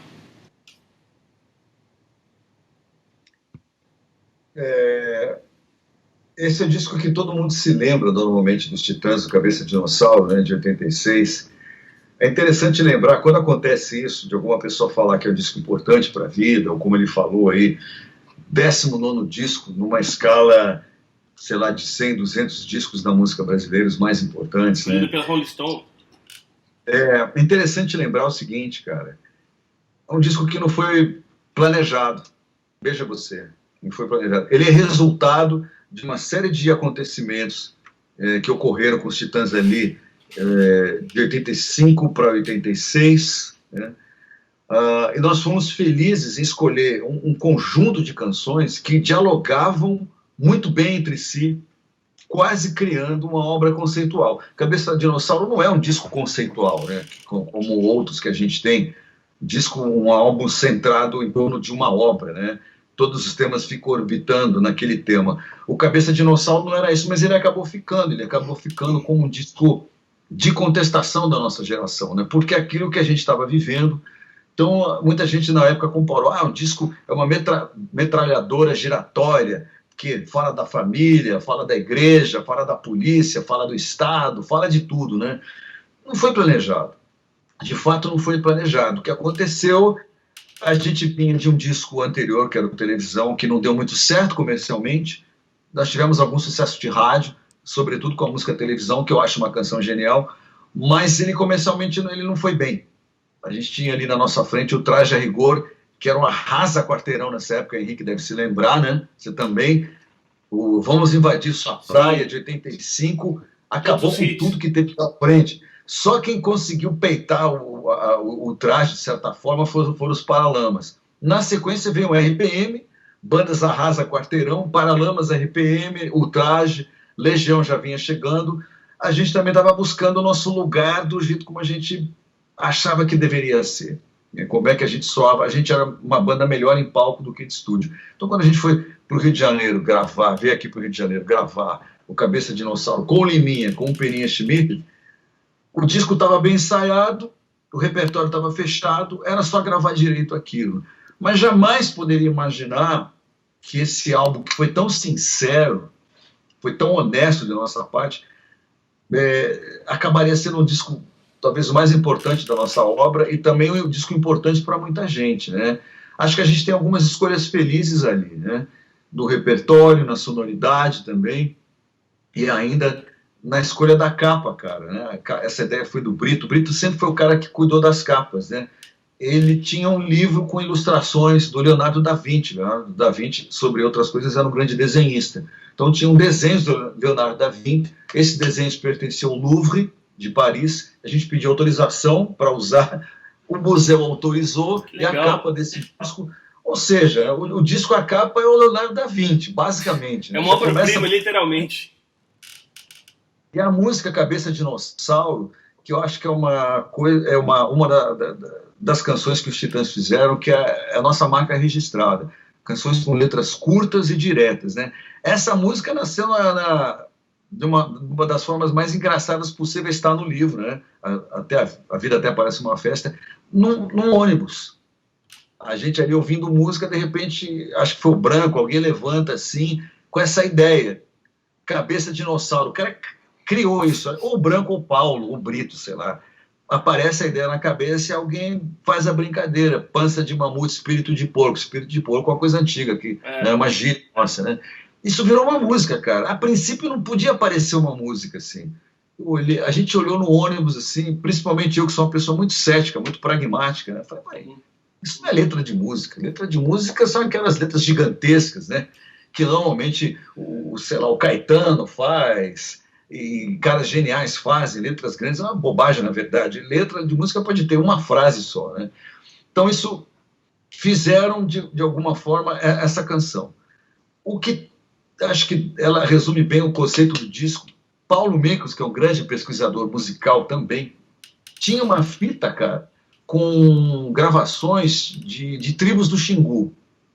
Trouxe essa fita no ensaio e falou assim, vamos tirar o riff desse canto aqui, vamos transformar o canto desses indígenas aqui, desse povo do Xingu, num riff de guitarra, que eu acho que isso tem a ver... It's 12 o'clock. Opa, é o meu avisando aqui. Meu computador, ele avisa a hora. Sim.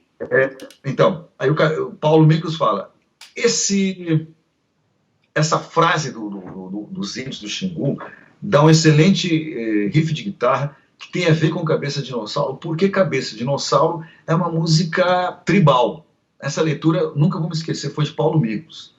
Então eu me lembro, como se fosse agora, a gente colocando uma fita cassete que Paulo Miklos tinha gravado, sabe-se lá onde, com um cerimonial do Xingu, dos índios ali cantando, celebrando. Então, na verdade, esse riff do Cabeça de Dinossauro, ele nasce de um ritual dos índios do Xingu para afugentar os maus espíritos. Ué. Olha que coisa interessante. Então, essa música, ela tem essa coisa mântrica, xamânica, né? É uma música ali, é um mantra aquilo, né? É uma frase, Sim. é um ostinato, aquilo fica se repetindo, né? Só no final que muda de parte. Então, ela tem uma coisa xamânica de fato, né? E acho que ela resume bem a ideia do disco, cara. Assim. Eu fico muito feliz que a gente tenha entrado em 19º de tudo que existe na música brasileira. Isso é o retorno da gente, não é o dinheiro que se ganhou com isso. O retorno de um disco como esse são shows que a gente fez, é o que isso passou para as pessoas, como é que as pessoas se identificaram com esse disco, o que ele significou para cada um de nós. Né? Assim, para mim, é tipo, puxa vida, ainda bem que eu consegui fazer alguma coisa que tocou as pessoas dessa forma. E isso é o não que tem fica, preço. né, cara? Eu, se não me engano, essa lista é de 2007. Então, assim, que essa lista da Rolling Stones. Que eu lembro que eu tava no Brasil e comprei ela no aeroporto. Então, assim, o cara tá fazendo a pergunta hoje, 2020, sobre, né, tipo... Enfim, Charles, tenho que dizer, a não ser agradecer, cara, aí pelo tempo, pela entrega. E pra saideira, a gente sempre faz a última pergunta, que é o seguinte... indica um som pra galera que você tá escutando, que você escutou, que te tocou. Pode ser um som de 1930, pode ser um som que você escutou ontem, pode ser um som. Uma banda, um artista. E aí um perfil no Instagram ou uma rede social que você fala assim, pô, cara, esse perfil aí eu curto e pá. Então, peraí, vamos lá. Vamos puxar algum... aqui, vamos lá. Vamos puxar algum disco aqui que eu acho que vale a pena. Lá vem ele. Lá vem ele, o baú do Gavan, o baú do Gavan. Vamos lá, hein? Para quem não sabe, o Gavan está trajando uma jaqueta da seleção da Holanda, maravilhosa por sinal. Yes, sir. Confesso que eu estou invejando. 74 é essa? Cruyff. Rapaz. Que isso. Carrossel holandês, laranja mecânica. Hein? Vamos lá. Sensacional. É o seguinte, então peraí. Vamos lá, algumas dicas aqui. Peraí, segura a onda. Tudo certo. Vamos lá. Afinal, entre outras, estamos num momento, uma vírgula na humanidade. Vou até chegar perto aqui. What is that? Dona what? Dona Onete? Dona Onete. Não, esse disco tem que vir com explicação. Dona Onete. Conheci Dona Onete quando eu fiz um programa para o Canal Brasil como apresentador e diretor chamado Brasil Adentro, Música do Pará. Dona Onete, olha que foto maravilhosa aqui. Uau. Nome do disco, Banzeiro. Dona Onete, professora de História de Belém do Pará, que se tornou cantora depois de aposentada. Vive em turnê pelo mundo, uma das grandes representantes da música do Pará. A música moderna, a música paraense, praticamente abriga quase tudo de música pop que a gente conhece. Não conheço um povo mais receptivo e mais inovador do que diz respeito à música brasileira do que o povo paraense. Vale a pena. Concordo. Vamos para a próxima dica. Vamos lá. Eu falei que eu era uma encrenca, vocês não Nada, acreditaram. que luxo nosso, velho, tô de cara. Fala sério. Uriah Heep. Live? Caraca! Chapou aí? O queixo caiu. O queixo caiu. Isso aqui o que é? É uma das bandas mais, como é que a gente traduz isso? Desprezadas, underrated, Concordo. pela crítica britânica e norte-americana. Uma banda de som pesado, barulhenta, que fez esse disco genial ao vivo, um álbum duplo ao vivo. Isso aqui tocava nos meus bares de escola, cara. Isso aqui é biscoito finíssimo. Uau! Vale a pena. Ao vivo, essa banda era um absurdo. O grande baterista aqui, Lee Kerslake, que depois do final da banda aqui, ele foi tocar com Ozzy Osbourne, gravou os primeiros discos de Ozzy Osbourne. Uau! Com o Randy Rhoads e tudo? Ali com o Randy Rhoads e tal? Deve ter sido, né? Exatamente, ele é o baterista. Uau. Vamos para mais uma pérola aqui. Peraí, segura a onda aí. Essa aqui vale a pena, hein? Porque é tudo em vinil, hein? Peraí, que eu tô tirando a capa. Não vai aparecer aqui. Oh, man. Bleach? Peraí. Lá vem, autografado. Tem que ter alguma maldade aí. Tem que ter alguma maldade. Peraí. Isso aqui é uma edição em vinil do disco que o Jack Endino, nosso produtor, produtor do Titanomaquia. Sim. Domingo, às 10 mais, é a melhor banda dos últimos tempos, a melhor banda de todos os tempos da última semana. Isso. Disco genial, o primeiro disco do Nirvana gravado em Seattle, se eu não me engano, numa máquina de 8 canais. Agora, olha o luxo, hein, Henrique Portugal. Espera aí. Olha isso aqui. Oh, cai da cadeira. Pá! Isso, cara. O vinil é branco, cara. Não é demais? Ah, não. Não, estragou a brincadeira. Aí, Lucas. Eu vou ter que mostrar eu vou dedicar esse segmento aqui ao Gastão, que a gente acabou de bater o papo, que ele vai pirar o cabeça na hora que ele vê isso. O Gavan não sabe brincar, não. Não sabe brincar, não. Saideira, peraí. Saideira, peraí. Essa aqui o Henrique vai gostar, hein, Henrique? Isso aqui é presente do meu amigo que fez uma passagem pela Itália, em Roma, antes do coronavírus, antes de dar esse problema todo, antes dessa epidemia tomar conta da Itália. Ele passa numa loja italiana e me traz esse disco aqui. Foi uma banda que eu vi muito na minha adolescência. Dá para ver aí? PFM? PFM? Chocolate o quê? Chocolate Kings? Something like that. Isso. PFM. Premiata Forneria Marconi. Fala sério! Meu amigo Marcelo de São Paulo. Posso falar, não conheço. Quem é? É uma banda de rock progressivo de altíssimo nível da Itália. Faixa preta, isso aí, meu. Tarja preta. Esse é o disco que eles lançaram nos Estados Unidos. Eles cantavam em italiano e foram convencidos pela gravadora que os contratou, a gravadora do Emerson Lake Palmer. Os contratou, por isso eles lançaram um disco cantado em inglês, que é Chocolate Kings. Esse disco foi feito para o mercado americano, basicamente, mas a banda cantava em italiano. Olha, é tipo faixa Mutantes preta. Quando lançou o Technicolor? Como é que é? Tipo Mutantes quando lançou o Technicolor? É basicamente isso. O Premiata é uma banda interessante. Ela vinha cantando. Olha, vale a pena ouvir, porque é uma banda assim, em alguns momentos parece que está na Idade Média, assim, tem um som bem barroco, né? Os músicos são geniais, o baterista é genial, o baterista é espetacular. Eles já faziam sucesso na Europa, mas é a gravadora do Emerson Lake Palmer, que eu estou tentando me lembrar aqui, Manticore, eu acho que é o nome da gravadora do Emerson Lake Palmer. Eles abriram alguns shows para o Emerson Lake Palmer, foram contratados, e eles resolveram gravar em inglês e lançar no mercado americano, fizeram turnês pelos Estados Unidos.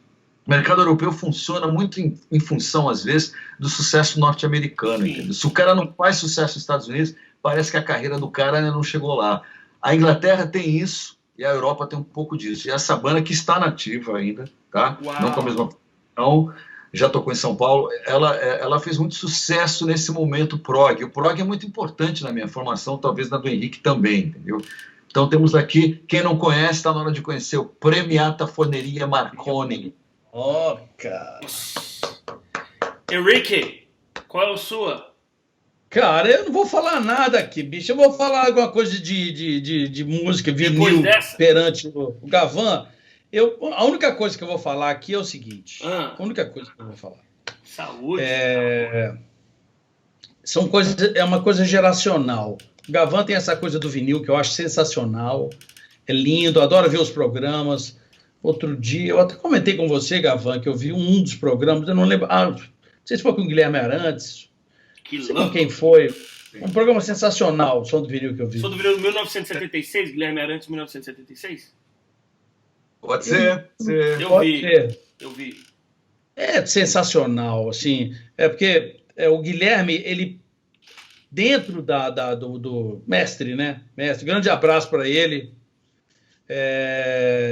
O Guilherme, a Rita Lee, aí depois um pouquinho 14 Bis, a Cor do Som, eles ficaram meio num limbo, assim, geracional, né? Eles ficaram entre uma geração anos 70 e a geração ali anos 80 e tal, né? Então eles ficaram meio num limbo. E isso é uma coisa depois que a gente podia até conversar, que é a força do movimento. O tanto que às vezes algum artista cresce e às vezes até dura pela força de um movimento aonde ele está inserido, né? Mas isso é um papo... Própria Tropicália, né? Exatamente, o próprio pop rock dos anos 80, o pop rock dos anos 90, né? Que é um movimento que vai levando... Tem todo o movimento de artístico que leva o movimento de business e a coisa vai desenvolver. Mas isso é outra história, deixa pra lá. A única coisa que eu vou falar perante essa aula que Charles Gavan disse aqui para nós, dando como referência, é no Instagram, que tem um negócio que chama The vinil em inglês, né, que é o VINYL Factory, que é um perfil no Instagram que é exatamente revista, é um label, é uma prensa de vinil muito legal, tem muitos seguidores. Tem um cara, inclusive, já que a gente está falando de cara que gosta de coisa antiga, esse cara, eu vou dar uma dica aqui, aí a gente fala, bicho, é um cara americano, ele chama PJ Morton, que é PJ, deixa eu pegar aqui, PJ Morton, ele é de New Orleans, e ele é o tecladista do Maroon 5. Ele não faz parte da banda, mas ele toca com o Maroon 5. E a carreira dele é muito legal, e ele é de New Orleans. E é sensacional. Ele fez uma regravação de How Deep Is Your Love, que ficou super famosa. O cara tem turnê pelo mundo inteiro e tal. Então, ele gosta de coisas antigas. Então, o perfil, eu diria que é o The Vinyl Factory. E o artista, cara, qualquer coisa do PJ Morton é muito legal. Sensacional. Eu vou seguir a mesma linha. Eu vou indicar o meu querido amigo Joe, do Tropical Fur, já que a gente está falando de vinil, que para mim é um cara que, assim... Cara, talvez nos Estados Unidos, no quesito vinil, colecionador, música brasileira, é a fonte para quem quer. Inclusive tem documentários sobre a loja dele, que agora é uma loja meio que... é uma traveling store. E, cara, eu queria indicar uma banda que é do interior de Minas, e eu curto o som desses caras, chama Cavalo Motor, essa banda. E pra mim eu acho isso muito louco, porque eu vou falar pra vocês, já falei isso aqui algumas vezes, falei quando a gente bateu um papo com o Mion, também senti isso quando a gente tava falando com o Gastão.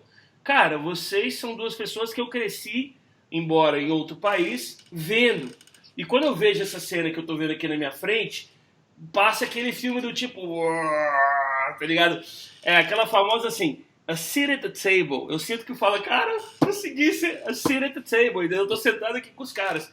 Então eu falo assim, se eu tiver uma oportunidade, eu quero colocar alguém para que um dia tenha essa seat on the table. Então eu indico o Cavalo Motor, porque eu falei, cara, imagina só, indicar isso pro Charles Gavan e pro Henrique Portugal. O que dizer sobre esse programa antológico? Só, Mr. Gavan, valeu ter esperado 20 anos para ter te falado tudo que eu falei. E cheers, my friend! Bora Cheers. Pro after. God bless. Bora pro after. Essa quarentena forçada que a gente está passando agora, né? Esse isolamento social físico, é uma pessoa que está fazendo um trabalho muito interessante, tem feito vídeos muito interessantes no Instagram, é a Mônica Salmazo. Dá uma olhada no Instagram dela. Ela tem gravado com muita gente, assim, não ao vivo, que não dá para fazer do jeito como ela faz ao vivo, mas procure saber uma das grandes cantoras da música brasileira, é uma pessoa de um coração que não cabe nesse mundo, uma grande cantora, uma mulher incrível. Dá uma olhada no Instagram dela, assim, tem coisas muito interessantes assim, que ela faz com vários artistas de várias cidades. Maravilhoso. Bora pro after.